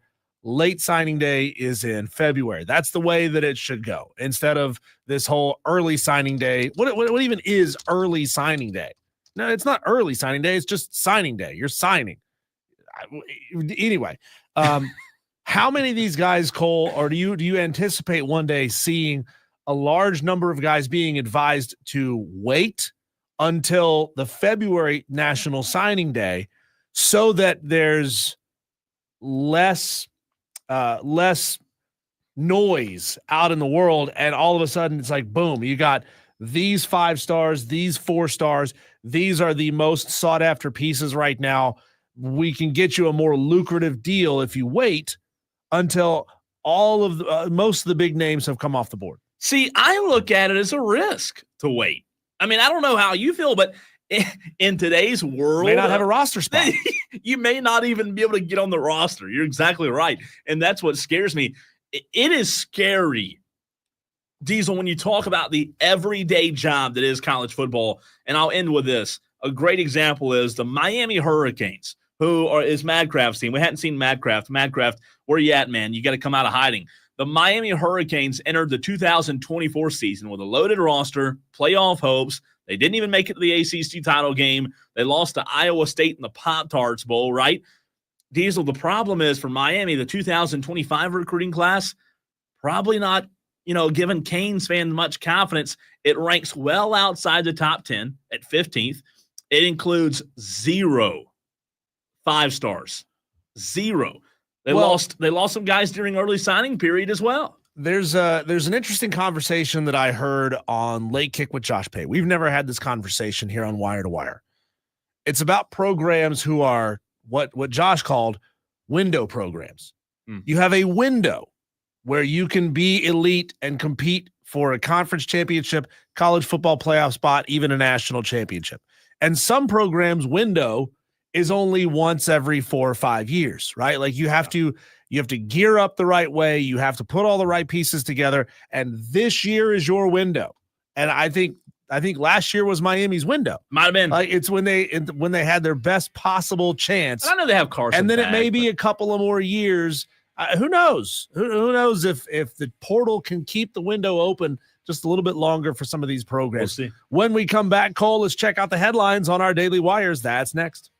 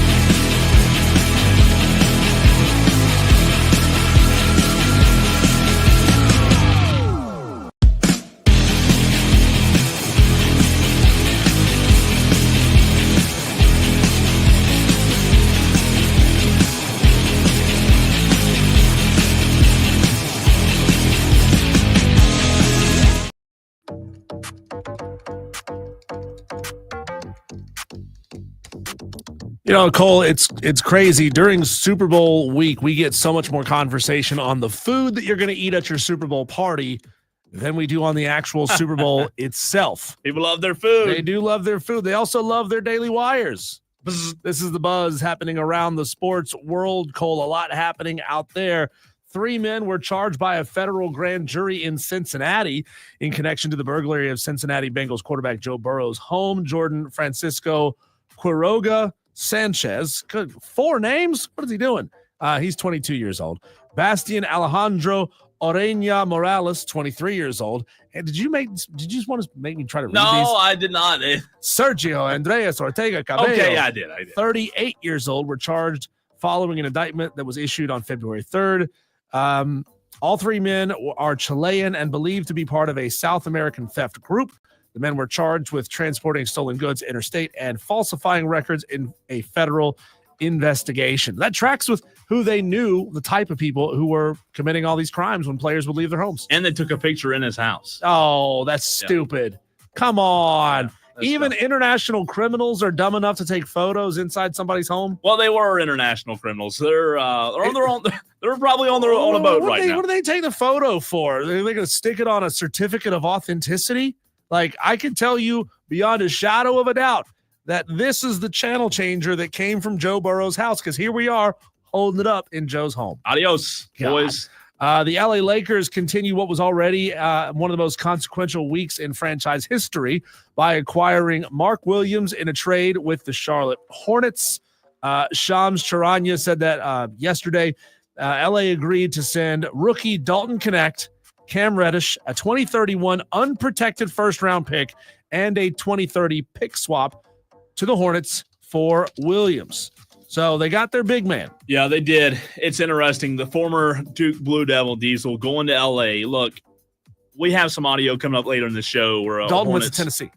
Say it again? He went to Tennessee. Oh, I'm talking about Mark Williams. Oh. Headed to L.A. I think it's really interesting because L.A. needed a big man. They needed a guy who was a rim protector, but I just don't know that Mark Williams will be able to give near the production that AD gave. And I know that's unfair. It's not a fair comparison, but I'm really intrigued to see if that'll work. We'll see. Yeah, I like Dalton Knecht for the Hornets. I think he started off really, really well. He's not getting a ton of points this year, but I think he's a real good player. Imagine though waking up one day in LA and then being told you're moving to Charlotte to play for the Hornets. Yeah, that's true. The Phoenix Suns are trading Yusuf Nurkic and a 2026 first-round pick to the Charlotte Hornets for Cody Martin, Vasily Micic, and a 2026 second-round pick. Nurkic hasn't played for the Suns since January 7th. It's interesting. There's a lot of trades happening right now, and a lot of them are not being talked about as much because of the big ones, but guys being sent everywhere, man. Question, and we're going to have an NBA guest to talk about it in just a couple of segments, Cole. Is Charlotte really the winner, or are they setting themselves back as usual? Charlotte needs warm bodies. Yeah. After leading Ohio State to the national championship, Ryan Day has agreed to a new contract extension that is set to make him the second highest paid head coach in the game. They have announced that the deal will be 7 years, $12.5 million per year in total annual compensation. That's his base salary. He can still earn bonuses on top of that throughout the length of his deal. So there will be no escalation year over year, but that doesn't really matter when you're making $12.5 million per. Well deserved, I think. Washington Commanders quarterback Jaden Daniels has been named the 2024 Pepsi Zero Sugar NFL Rookie of the Year. Does putting a sponsorship on it make it sound like a dinky award? Like Kinda, NFL yeah. Rookie of the Year sounds great. Sounds really holds a lot of prestige, the right? Pepsi Zero Sugar 12-ounce can, sugar-free. Yeah. Come on. Yeah, I'm with you. Stop sponsoring Enough of you everything. Sponsors. We're kidding. Rookie of the Year. And you know what the sad thing is, Cole? His trophy will say that on it. It will be. When he gets his trophy, it'll say Pepsi He'll Zero always Sugar. remember Pepsi. NFL Rookie of the Year. At least it's not Crystal Pepsi Rookie of the Year. The NFL Foundation and New Orleans Super Bowl host committee have announced that they have contributed $3.5 million to support local nonprofits. Congratulations to them. Donation, I'm sure, much appreciated, Cole, but $3.5 million, it feels a little light. Hey, can you make it 10? Well, yeah, I don't know. Again, I don't know where the money's coming from, but I think that there should be, I don't know if there is or isn't, but also some money raised for, the people who were affected by the terrorist attack in New Orleans. I'm sure there already has been. And again, I don't want to act like there hasn't been, but, New Orleans has gone through a lot lately, and for them to have the Super Bowl there, man, like I know it doesn't heal them completely from that event, but I'm sure it does help a little bit. And last one here for you, Cole. Rob Manfred says that he is fielding emails from a lot of Major League Baseball fans over their concerns of the lack of a salary cap, going off about the LA Dodgers and how much money they've spent and, deferring so much of Shohei's contract. So fans are getting fed up with what the Dodgers have been able to do and the way they've been able to structure their contracts. NFL fans want no cap, and MLB fans want a cap. Nobody can be. I will say, I think the NBA. Want what they don't have. Well, I think the NBA has it right. The NBA has a soft cap, where the NFL has a hard cap. The NBA's soft cap, you can go over it, but you're going to pay, penalties and money. I think the NBA's had it, hit it right there on the head. I think the MLB should adopt what the NBA's done with the cap. Coming up next, TOLO'S. Diesel and I, we talk a lot on this show. We take over every single day from 3 to 7, but in the very next segment, it's your opportunity to take over the airwaves, the Tolo takeover. Get in line now, 844-FAN phone, 844-326-3663. Whatever you want to rant, rave about, whether it's good, bad, sports-related, Super Bowl, food-related, the air is yours. The phone lines are yours, and that is next.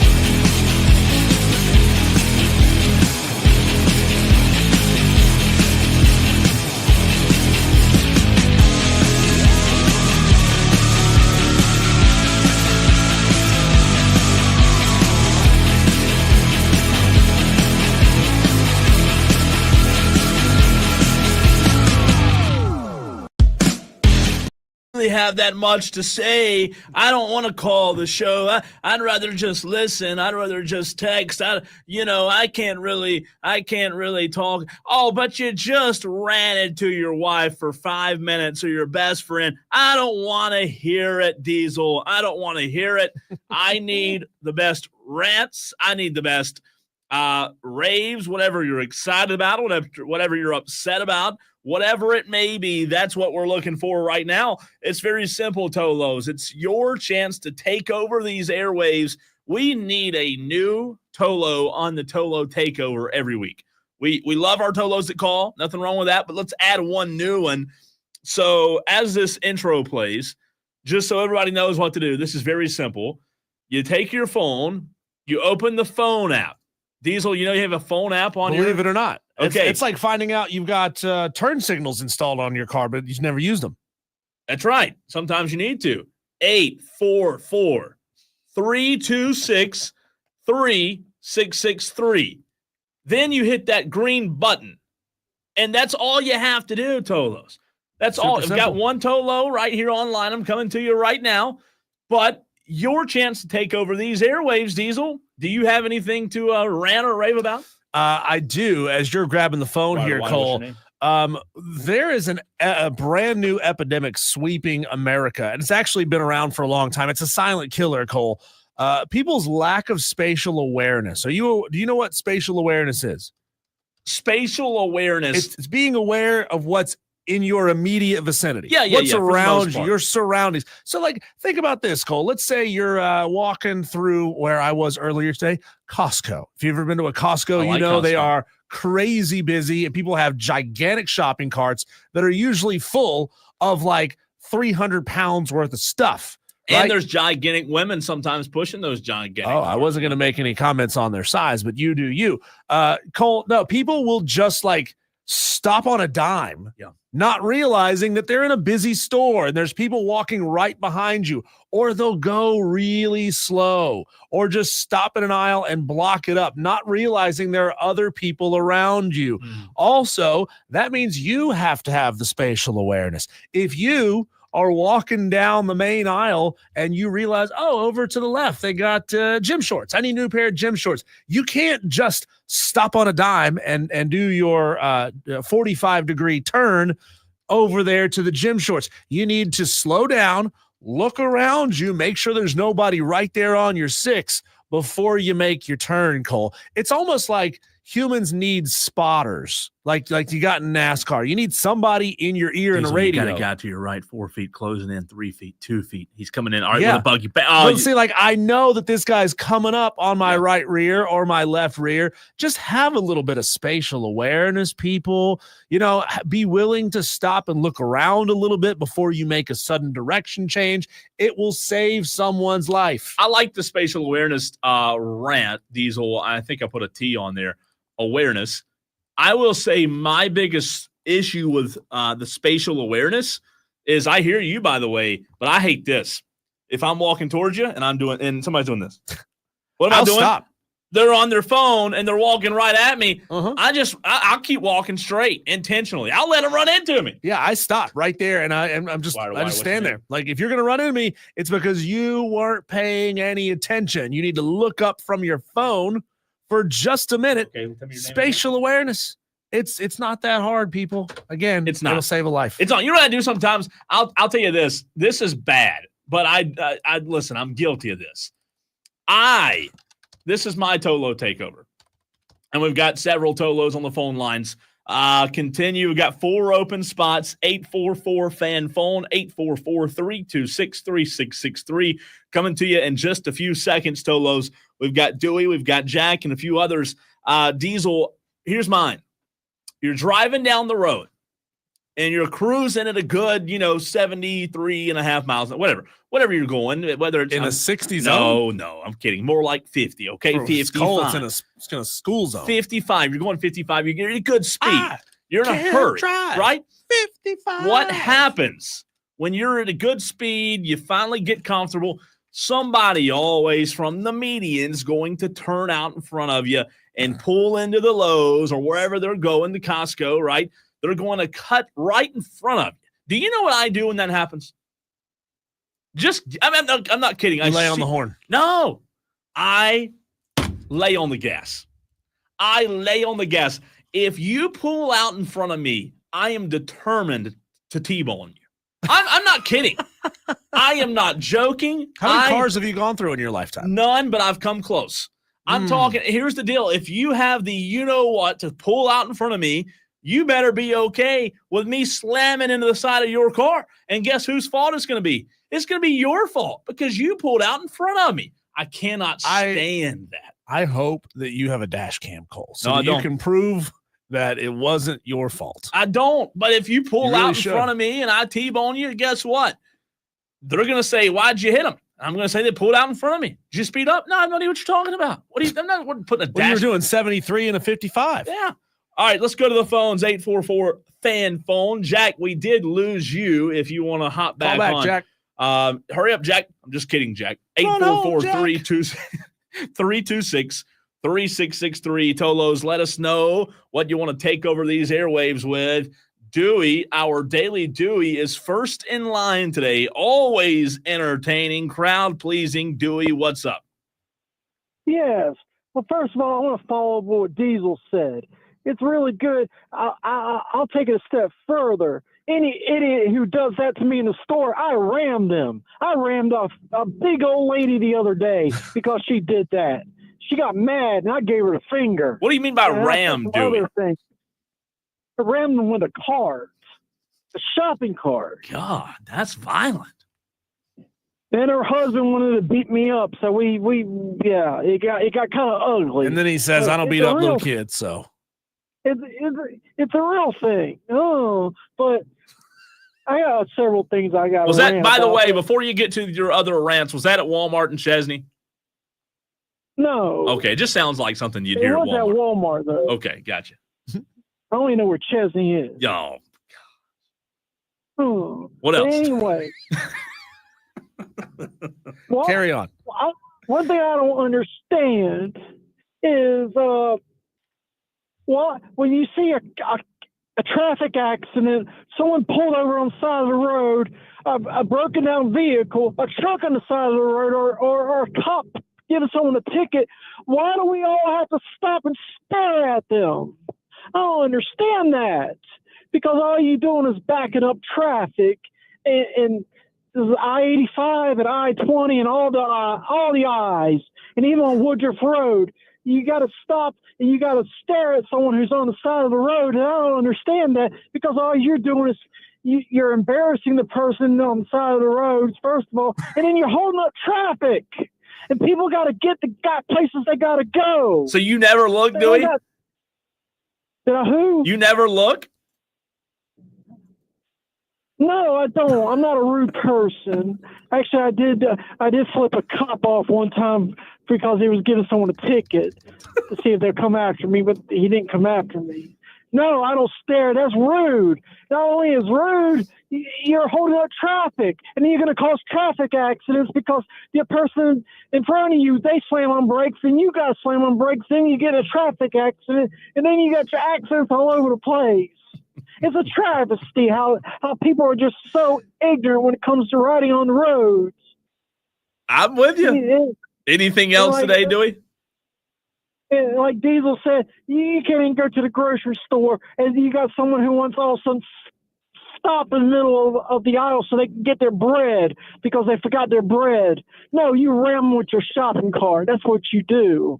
Oh. Thanks, Dewey. Thank you, Dewey. I don't know that we encourage violence, but I can't say that because I do speed up when somebody pulls out in front of me, right? I mean, look, I get it. You don't want somebody running you over in your shopping cart. But if you have to use your have you ever in your life used your shopping cart as a weapon? Hitting somebody on purpose, pinching somebody. I've used my shopping cart to pinch off somebody's, cut them off. Yeah, cut them off essentially, but not like turn directly and stop it. I just kind of ease over to force them to go around me. That's only after they've been a jerk first. I try not to do it first. No, yeah, you don't just wake up one day and want to be a jerk, but if they do it, yeah, you absolutely do it. Let's see. Texter says the person who stands way too close to you when checking out. If I can feel you breathe on my neck, you need to be throat punched. That comes from Michael. I always feel like those people are trying to like steal my debit card information. Like, why are you so close to me? That's a good point. I didn't think about that. You know what? I've got one more rant. My rant's all these Tolos who are texting in right now and are on the stream, but they don't have the what's to call the show during the Tolo takeover. Come on. I mean, the texts are coming in left and right. You can say that word on the radio. You know that, right? Well, we were talking about meatballs and cocktail weenies. Meatballs. If you don't have the meatballs to call in, yep. we need you to grow a pair. Yep.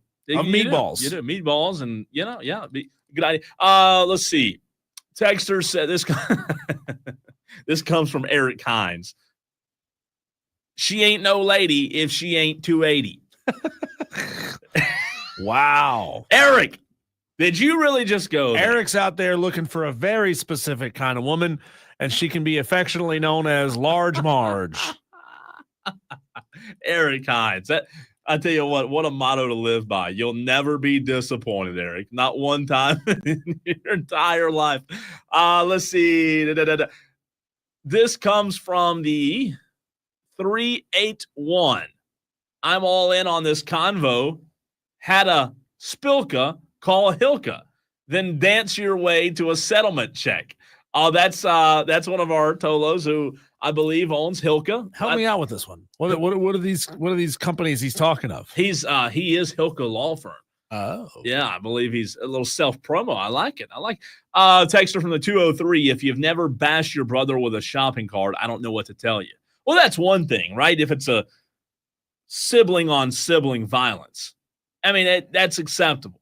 But if you're just randomly, at Ingles Markets where we shop, you and I, Diesel, and our Tolos, just randomly hitting people with shopping carts. That's usually what, gets News Channel 7 out there to do a story. Here's one quick Tolo takeover from me, Cole, and this is not negative for a change. A lot of people like to use the Tolo takeover to complain. I'm going to use the Tolo takeover to brag on myself and also rag on you, because yesterday you and I went and put some bullets down range at was it CNC? CNC Indoor. Yeah, give them a shout Indoor out. Range right there across the street from the Ingles that we were at yesterday in Boiling Springs. You and I did some shooting. I think we both took 150, 200 rounds of ammo out there with us. We weren't going to spend all day. We didn't have all day.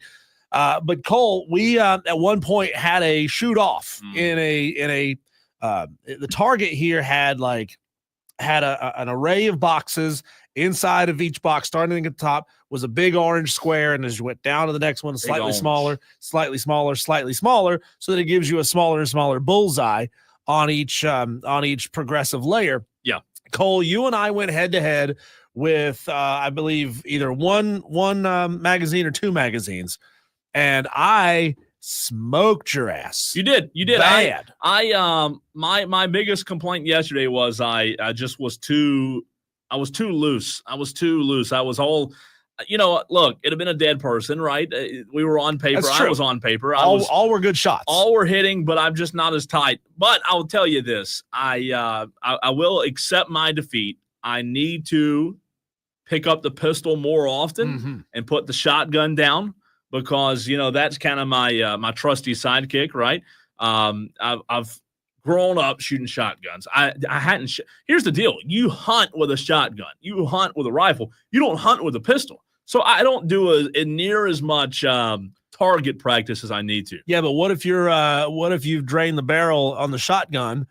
I had to be careful about how I said that. Yeah, it had to be specific. Promo. And then there's a wild pig coming at you, and you got to use your sidearm, Cole. You don't have a sidearm with you when you go hunting? Well, I would never drain the shotgun because I'm not that bad of a shot with a shotgun.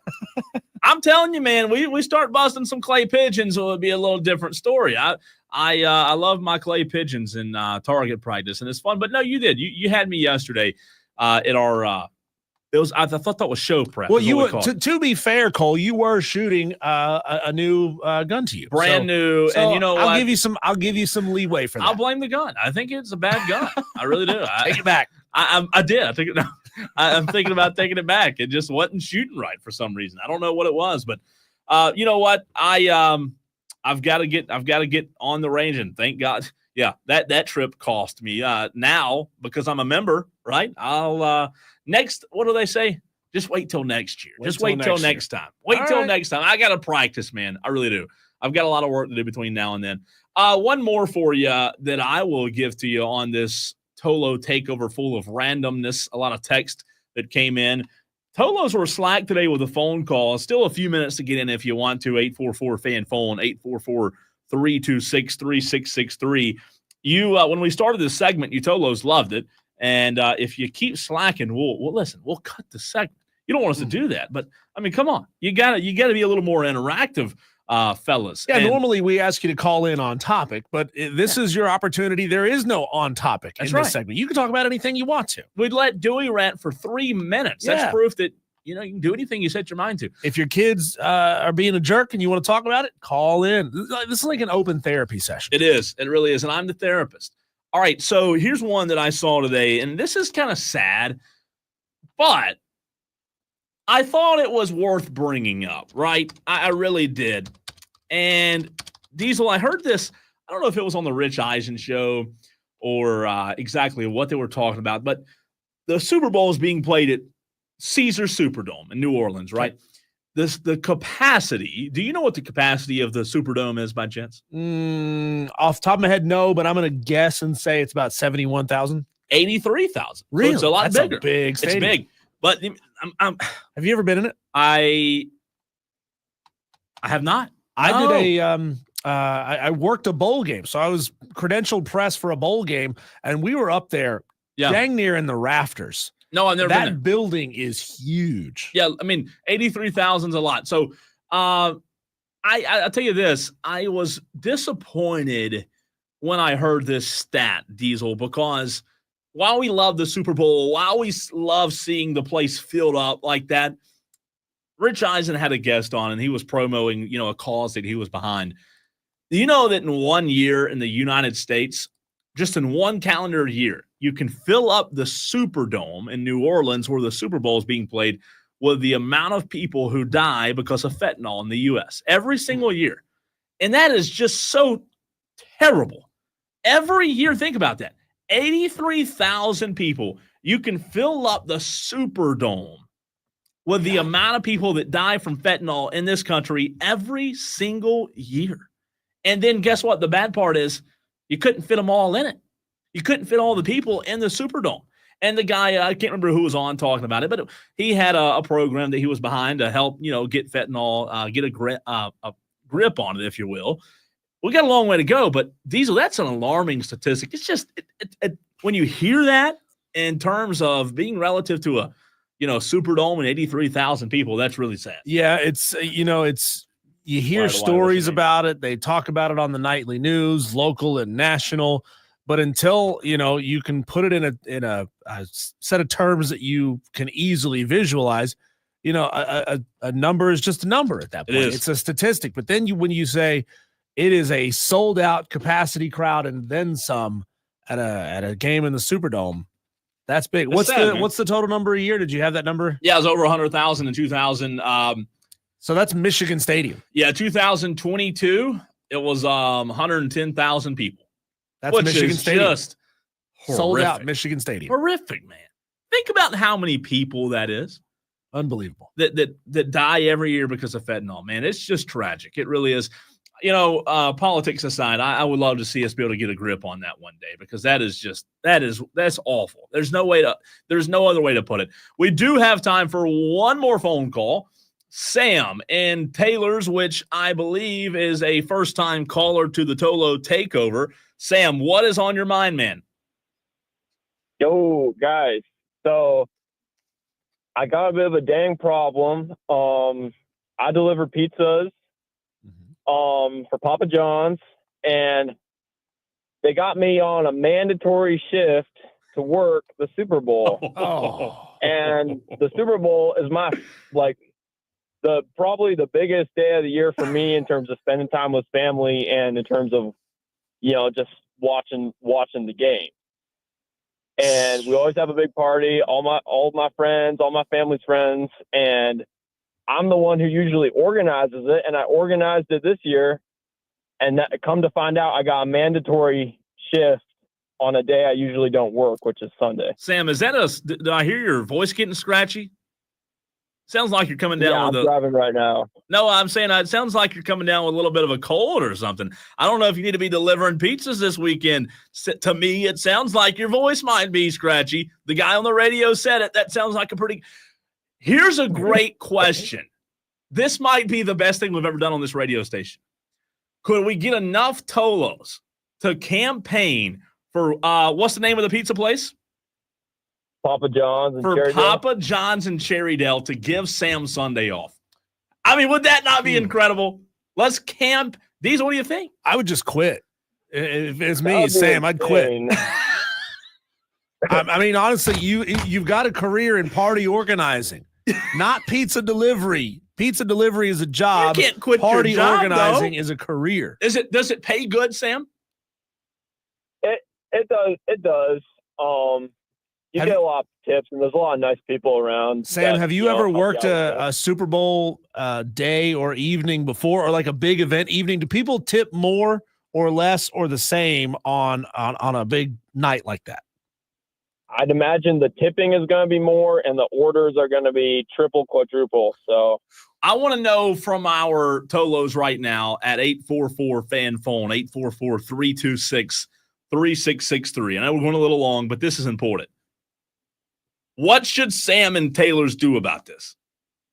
Text the show, 844-FAN phone. We've already had Michael, Brendan Burdett, just like that.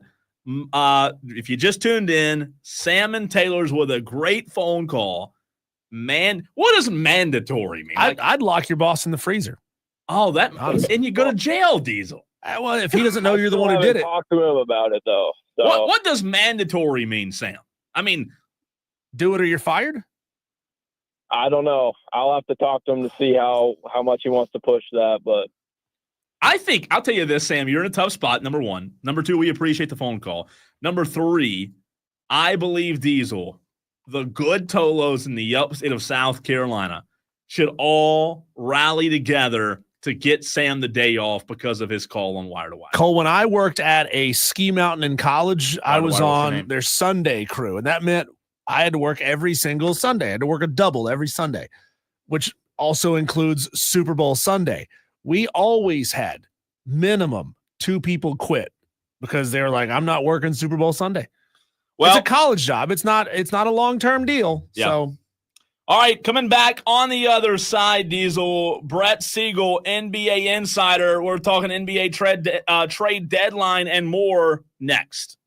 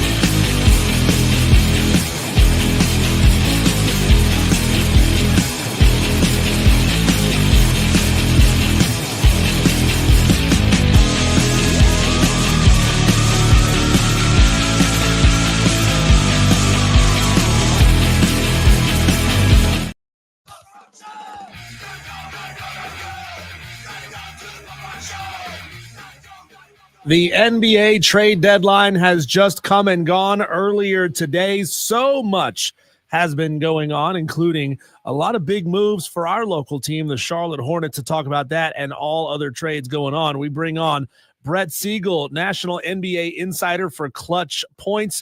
He's going to discuss all the trades with us. I just wonder, Brett, as you, I'm sure your Twitter has essentially, your phone has been smoking with all the interaction that you've had on your Twitter over the last 36 to 48 hours. Which fan base is really overjoyed by what they've acquired in their trades, and which fan base is just doom and gloom? It's over. We're never going to win a game again. Well, it shouldn't come as a surprise to anybody, the two teams I'm going to mention. The first fan base that is overjoyed and can't wait for this guy to get on the court, it's the Los Angeles Lakers with Luka Doncic. Lakers fans are just absolutely thrilled, and they pretty much think that they fleeced the Dallas Mavericks at the trade deadline and just completely got Luka Doncic for free. Obviously, you give up a really good player in Anthony Davis, and you give up that future first-round pick. But you're now set if you're the Lakers for the next decade with Luka Doncic, who's a top 5 player in the league right now, 25 years old, 5-time All-NBA, 5-time All-Star, just led the league in scoring. And now he gets to play alongside and learn from LeBron James at the end of his career. This trade deadline could not have gone better for the Los Angeles Lakers. On the other side of things, the one team that is not feeling great so much from their fans is the Golden State Warriors. And Golden State Warriors fans are not happy necessarily with the Jimmy Butler move. They're not happy that the organization didn't go out and make another move, whether it was Nikola Vucevic from the Bulls or somebody else. But these are trying times right now for the Warriors, and they have a lot of decisions to make moving forward as a team. Brett Siegel, national NBA insider for ClutchPoints.com, joining us right here on the Fan Upstate. Brett, let's park right there for just a quick second because there have been other trades, but we all know the Lakers and the Mavericks trade headlined the entire past week, if you will. You know, it's interesting. You said it. The Lakers are set for the next 10 years. And if you're the Dallas Mavericks, you know, I don't know that anybody in sports has been under fire more in the last, let's call it 365 days than Nico Harrison, maybe even 2 to 5 years on that. Is there, look, you know, I know people in sports have eaten their words before, and sometimes GMs are right, sometimes GMs are wrong. Is there a thought in your mind that somehow, some way, Nico Harrison and the Mavericks could get the last laugh here? Well, I think it goes back to the whole thing of every team is different, and every executive in this league operates a different way. You can look at the Oklahoma City Thunder, for example. Sam Presti, who's widely respected around the league and known for his ability to make trades and set his team up for future success. We've seen how that's played out for the Thunder. They were going through a rebuild for a lot of years. They traded Paul George to the LA Clippers and got this young kid named Shai Gilgeous-Alexander, who's now the front runner for MVP. And he's gotten a plethora of draft assets since, and he's built this team through the draft. Then you have teams like the Los Angeles Lakers and the Golden State Warriors, who are heavy hitters, and they go out in the big market to try to lure a big name on the trade market or free agency. And that's how the Lakers got Anthony Davis, which resulted in a championship in 2020. That's how the Warriors ended up getting Kevin Durant, and they won championships in 2017 and 2018. A team like the Mavericks, in the past, they've always been a team that's tried to build from within, and they have gone out and made some big splashes. We saw them get Kyrie Irving a few years ago. They got Klay Thompson this past offseason to pair with Luka Doncic. But now Nico Harrison has taken things to a new level by basically saying he's going all in for a championship now and over the next couple of seasons, rather than looking at 2030, 2031, and 2032 of what his team's going to look like. Because at the end of the day, the way it works with these executives and in front offices, you're not guaranteed a job tomorrow. And it's one of the most volatile jobs in all of sports is being a general manager and working in the front office for an NBA organization. You may have a 5-6 year vision, but you may only get to see that vision played out for one season. And I think that's kind of where the Mavericks and Nico Harrison's thinking is at, not necessarily because he's on the hot seat or that he's going to get fired, but they see an opportunity with Kyrie Irving being 32, Klay Thompson being 35. He just went out and got PJ Washington and Daniel Gafford at the trade deadline last season that resulted you in making the NBA Finals. You're right there on the cusp of being a championship team. And if you can address a key need on defense and in your front court by getting Anthony Davis, if that's the final piece of your puzzle, go out and make that trade, because at the end of the day, all will be forgiven if you win a championship. Find him on Twitter at Brett Siegel NBA. That's Brett with 2 T's. You know, we're stuck kind of right here in between Charlotte and Atlanta, halfway between both, about two and a half hours from each one of them. Talk to us about the Charlotte Hornets acquisitions. I'm excited about them picking up Dalton Connect, but it's always kind of with a grain of salt because the Hornets always seem to finish second in the lottery when it comes to like a year that Victor Wembanyama is on the blocks. And they always seem to build up some young talent and then ship it off before it really feels like they're about to pop and take this team to another level. Can you grade the Charlotte Hornets trades? And is there a reason for me to watch the Hornets for the remainder of the season? You may be surprised at this, and a lot of people may be shocked to hear it, but I'm going to give the Hornets an A+. And the reason I do that is because Jeff Peterson, the new general manager in this front office, have a clear vision. And that's something that we haven't heard associated with the Hornets for many years. The Hornets finally have a clear path forward.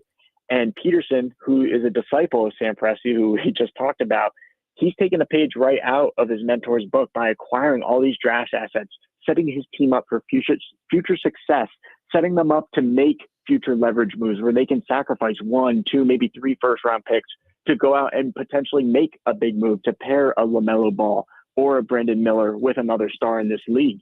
There's just a lot of options on the table right now for the Charlotte Hornets. They're focused on developing their young core, and they added on to that with a key shooter and key scoring weapon on the wing in Dalton Connect. It came at a lofty price of Mark Williams, a player that they are really high on, but centers are replaceable in the NBA, and Williams is a center that doesn't stretch the court. In the new age NBA, a lot of teams are looking for those Kristaps Porzingis type players that can shoot from 3-point range and do their dirty work in the paint. Expect the Hornets to target those types of players in the NBA draft over the next few years and potentially in free agency as well. Give him a follow on Twitter, on X at Brett Siegel NBA. That's BRETTSIEGEL NBA. Let him know you heard him right here on the Fan Upstate. Want to go back to Mark Williams. You brought him up, the former Charlotte Hornet, who's pretty young still in the NBA, Brett. When you look at him in LA now, obviously we knew with AD leaving town, they were in need of a rim protector. They were in need of a big man. I know that as far as Anthony Davis goes, he probably can go back to playing the 4, maybe in Dallas. But as far as LA is concerned, is Mark Williams in your mind a big enough splash to make LA a contender this year? And if not this year, when in your mind? If Mark Williams stays healthy, I think he can be a top 10 center in this league. And we've seen that this season with the product that he's put out on the court with the Charlotte Hornets. He's been one of the most improved players, not just one of the most improved centers, one of the most improved players across the entire NBA when he's healthy. But obviously that's a concern because he's missed close to 60% of his games since entering the NBA. He now goes to a new team with the Lakers, a better medical staff, in my opinion, and a team that's really going to focus on getting him in shape and helping prevent some of these injuries that he's had. We'll see what happens, but he's going to be put in situations in pick and roll spots with Luka Doncic, with LeBron James. And we've seen through the years in Dallas what Luka Doncic has been able to do with Derek Lively last year as a rookie, turning him into one of the best centers in the league. Daniel Gafford, who was a bench player for the Washington Wizards, turned into their starting center and one of the better centers in the league that many teams called about ahead of the trade deadline. So I think that Mark Williams is in the best spot for his career. And I think when you look at the Lakers' potential and their movement in terms of the championship race, I don't think it's necessarily Mark Williams that moves the needle, more so his ability to play alongside Luka Doncic and what he brings to the table as a lob threat. Brett, I mentioned just a minute ago that we're halfway between Charlotte and Atlanta, and we're in kind of a weird pocket for NBA fandom. North Carolina basketball is king, South Carolina college football is king, and the NFL is king. In your mind, is Adam Silver cognizant of the fact that there are large portions of the country or large pockets of the country that the NBA doesn't necessarily resonate as well as it could? Is he doing anything, or is he encouraging teams to do anything to reach out to those areas? Because I can tell you, I see basically no Charlotte Hornets merchandise or stickers anywhere on people's cars, and I've never heard of the Charlotte Hornets doing anything in the upstate northwest corner of South Carolina to try to bring in the residents of this area. That's a really interesting topic of discussion. And to be completely honest with you, it's something that I haven't really given much thought to. And in terms of the league of looking at those smaller market areas and those pockets, as you described, I don't really necessarily know if there's anything to do about that. And obviously there's a lot of other people and league personnel that can speak better to it, and marketing people. I'm not necessarily a marketing guru by that standard, but in terms of getting a bigger outlook, the NBA, they view themselves as being in a perfectly fine spot, and they will relay that information countless times by looking at that latest media deal that they just signed, the 11-year multi-billion-dollar contract with Amazon, NBC, ESPN. They still have their TNT deal this season, and Inside the NBA is going to be streamed by ESPN, I believe, starting next year. So the NBA, when you look at it from a United States standpoint, sure, there's pockets and areas that they could do better in, but from a global aspect and looking at basketball through that lens in other countries, it's exponentially growing, and that's been the main vision for Adam Silver in the NBA. Brett, Jimmy Butler now a Golden State Warrior. Contenders or pretenders in your mind?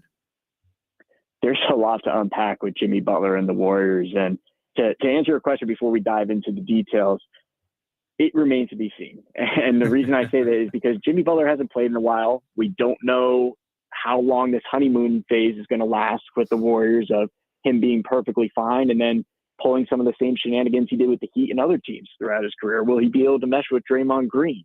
Is Stephen Curry and Steve Kerr happy that Andrew Wiggins is gone, which I've received indication that they are not. So there's a lot of different moving parts to answer that question. And the Butler situation is interesting because he was not a player about 2 weeks before the trade deadline that the Warriors envisioned themselves trading for. They really were searching the market for other superstar talents that they could pair with Stephen Curry. They made calls to virtually every single team. When the Lakers made their trade for Luka Doncic, they immediately picked up the phone and called the Lakers about LeBron James. That was shot down immediately. They called the Milwaukee Bucks about Giannis Antetokounmpo. That was shot down immediately. And then they tried to go out and get Kevin Durant. They thought it was a long shot, but all of a sudden the Suns were willing to talk about Kevin Durant, which was a news break to everybody around the league. Nobody thought that Durant was going to be available after the Suns had told countless teams that inquired about him previously that they weren't trading him. Traction on a trade grew on Tuesday night heading into Wednesday morning. And I'm told, and I reported on this at Clutch Points, that there was framework for a 3-team trade that would have sent Andrew Wiggins to the Miami Heat, Jimmy Butler to the Phoenix Suns with other assets, and Kevin Durant in a reunion to the Golden State Warriors to pair him with Stephen Curry. All options were on the table for the Warriors to get this deal done. They were willing to do whatever it takes as long as it didn't mean trading away Curry. Everyone else was on the table in these discussions, whether it was Wiggins, Draymond Green, Jonathan Kuminga. The Warriors were wanting to make this trade happen, and they thought at one point that they were getting Kevin Durant back in the Bay. Ultimately, when Durant got word of this, he informed the Suns that he had zero desires to return to Golden State. He did not want to play alongside Curry and with the Warriors organization again. And so those trade talks fell through. There were some small discussions about the Miami Heat potentially getting involved for Durant. The Dallas Mavericks had made a call to inquire about Kevin Durant, but the Suns and Durant made it clear that he was not going to be traded. And ultimately, we saw that play out at the trade deadline. As for the Warriors, they quickly pivoted to go and get Jimmy Butler, and that's the trade that they ultimately landed on. They extended him. He's now on the same contract length as Stephen Curry and Draymond Green through the 26-27 season, and we'll see what happens after that. But right now, the Warriors have the new big three in the West with Jimmy Butler, Draymond Green, and Stephen Curry. But, Brett, my only concern there is a guy you just mentioned who's no longer on the roster, and Andrew Wiggins, who, let's be honest, they don't win a championship without a few years ago, averaging 17 a game right now, the second leading scorer on Golden State's roster. I know you add Jimmy Butler, who's probably a future Hall of Fame guy, but tell me if I'm wrong here. The loss of Andrew Wiggins, I don't know if it is being talked about enough. Yeah, and that's a conversation that was ongoing in the Warriors front office over the last 24 hours. There have been many that have felt that trading Wiggins was not the right move. Yeah. Steve Kerr has voiced his opinion, and it became clear in his press conference that he was disgruntled and really didn't agree with the trade either with some of the answers that he was giving last night after that loss to the Utah Jazz. Stephen Curry has reportedly been a fan of Wiggins through the years and didn't really want to see him go. And there's been genuine concerns about how Butler would fit with the Warriors, not only because of the type of personality he is, but he's not a shooter. He's another playmaker. So you're taking the ball either out of Draymond Green's hands as a playmaker, or you're taking the ball out of Steph Curry's hands. and putting trust in Butler. And it's just going to be really interesting to see how this works, because Butler isn't a guy like Klay Thompson that can play off the ball and Draymond and Steph can get him open and get shots for it. Jimmy Butler's a guy that has commanded his offense. He's been the leader of the Miami Heat, and now he's stepping into a situation where he's not necessarily the alpha dog anymore with the Golden State Warriors. So it's going to be interesting to see how that works. But you're right. There was a big sense of hesitation to make this trade, and there's still people within that organization that aren't pleased that they got rid of Wiggins. But this was a call made by General Manager Mike Dunleavy Jr. and the higher-ups in this front office with the approval of owner Joe Lacob. Brett, is there a player that has moved that you just look at and say, this is a disgruntled player waiting to happen, somebody who's just not going to be happy with where they are, culture fit is not going to be the right thing, and they'll be looking for another trade maybe come end of season or as soon as possible? Well, it's Kevin Durant, and that's the Phoenix Suns' own doing. I mean, I don't know any organization around the league that would dangle a player of Durant's caliber, a two-time Finals MVP, your best player on your roster that you went out to get and to pursue a championship with. And now all of a sudden, without his approval or without even notifying him, you're dangling him in trade talks with a team that he has no desires to go back to, that he had spent previous years of his career with. So I think that the Phoenix Suns completely mishandled this trade deadline between Kevin Durant and Bradley Beal. And I think come the offseason, we're going to see a divorce there, whether it's with Beal, but definitely with Kevin Durant. Brett, fantastic stuff as always, man. We really appreciate you taking time to join us in the midst of a busy, busy day. Great stuff, and we will talk to you again soon. Absolutely. I appreciate the time. Thanks. Brett Siegel, fantastic guest. You heard him right here on the Fan Upstate. And, man, just right in the middle of a busy season with the trade deadline deal today, earlier today, if you will, at 3 o'clock. Brett Siegel, clutch points. Man, that's he's on the money. It doesn't get much better than that. Give him a follow also on Twitter. Yeah, and as a one-time Charlotte Hornet fan, I wouldn't call myself a fan now. I definitely have a reason to tune in and watch. I want to see how Dalton Connect gets things done, because he was electric at Tennessee. So I'm excited to see how he plays and performs as a Charlotte Hornet. On the other side of the break, Cole, we have something exciting to tell the TOLO'S about their chance to win a trip to Las Vegas for the first 2 rounds of the college basketball championships. And also, real quick, want to get back into the most important phone call we had during the Tolo takeover. Sam, we had 10 text messages about what Sam should do. We need to decide what exactly the verdict is here on what Sam and Taylor should do. If you don't know what we're talking about, maybe just tuned in. We'll get to that next.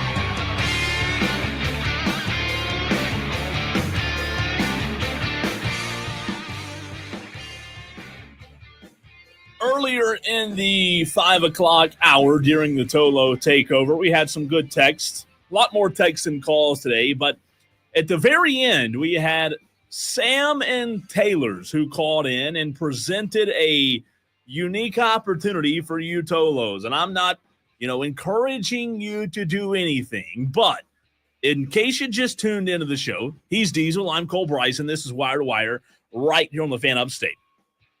Diesel, Sam, and Taylor said, hey, I've got a real dilemma. I've got a real problem on my hands. He delivers pizza for Papa John's in Cherrydale. I know exactly, right across from Ingles Markets. And he said, look, they've told us that Sunday, the Super Bowl, is a mandatory work day. Keyword mandatory. Because everybody tries to call out on Super Bowl Sunday, but people want their pizzas.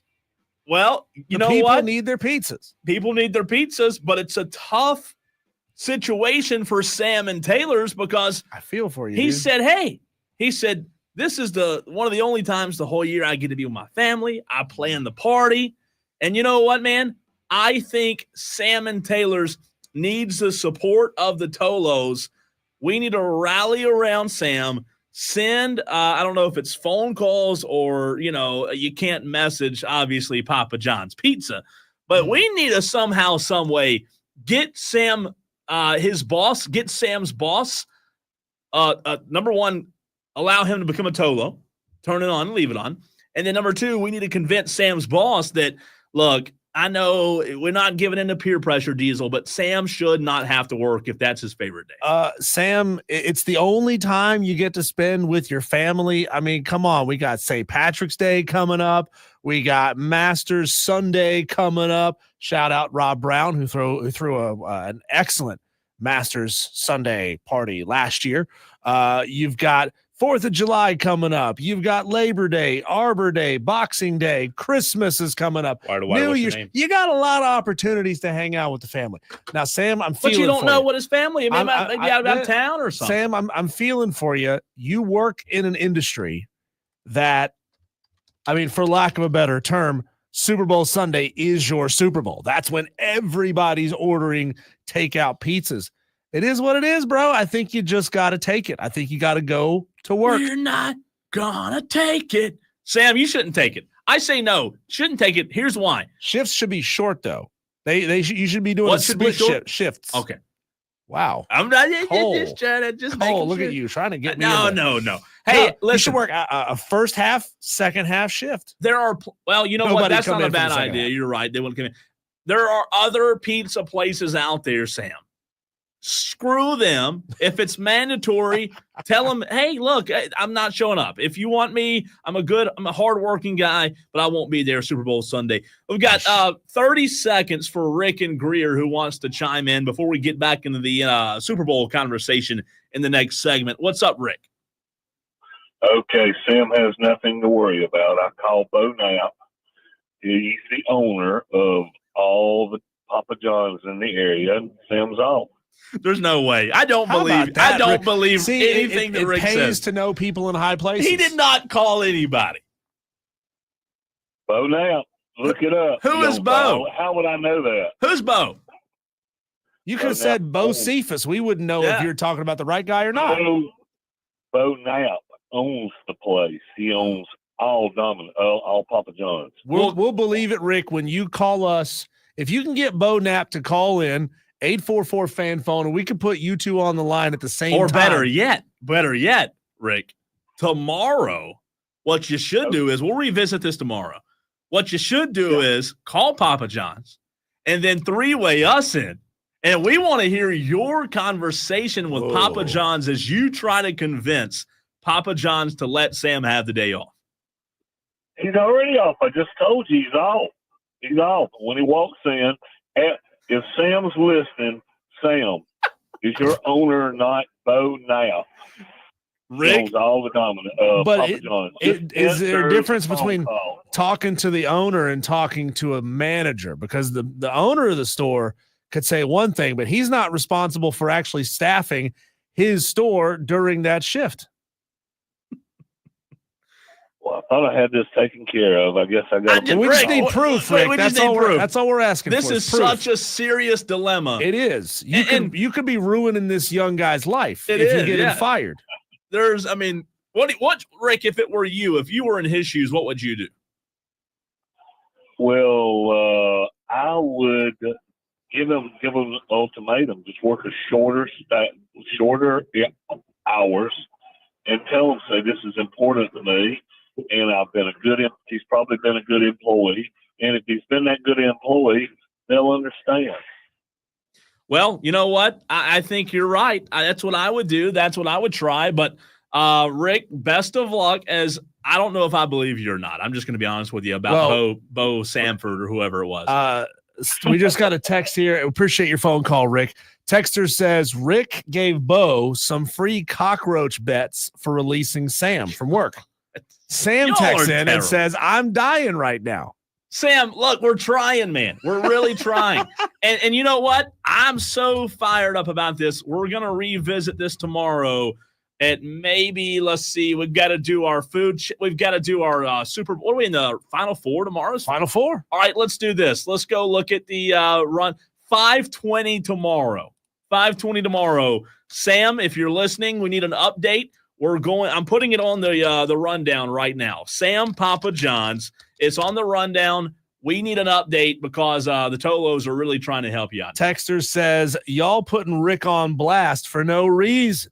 Have some respect. No, we're not putting Rick on blast. We just don't believe Rick. Rick told me last time I saw Rick that he played in the Super Bowl in 19, whatever it was. Rick has also told me that his son runs a pole dancing class out of the back of his ice cream parlor. Yeah. He also told us that he did play-by-play for cockroach racing in Sugar Tit, and it got shut down. I guess because the cops heard him talking about it on our show. I think with Rick, you have to flip a coin. You know, some things you believe, some things you don't. A little bit of breaking. I do believe that he got his ass kicked by two lady golfers, though. Oh, I do believe that. God, there's been a lot of stories from Rick, hasn't there? We're going to run to a break. Might go over a little bit, but on the other side, we'll talk Super Bowl and give our predictions. But a little bit of breaking news as we let you run to this break. Diesel Mizahara sentenced to 57 months in jail, according to ESPN. Shohei Ohtani's ex-interpreter, Ipe Mizahara, ordered to pay nearly $17 million in restitution to Dodgers stars. So how many months did I say? 57 months. Is that enough? 4 years and 9 months. So they were seeking 5 years. They got 4 years and 9 months. So they gave him 3 months off. All right, cool. TOLO'S, who do you think is going to win the Super Bowl? Diesel and I will give you our official predictions next.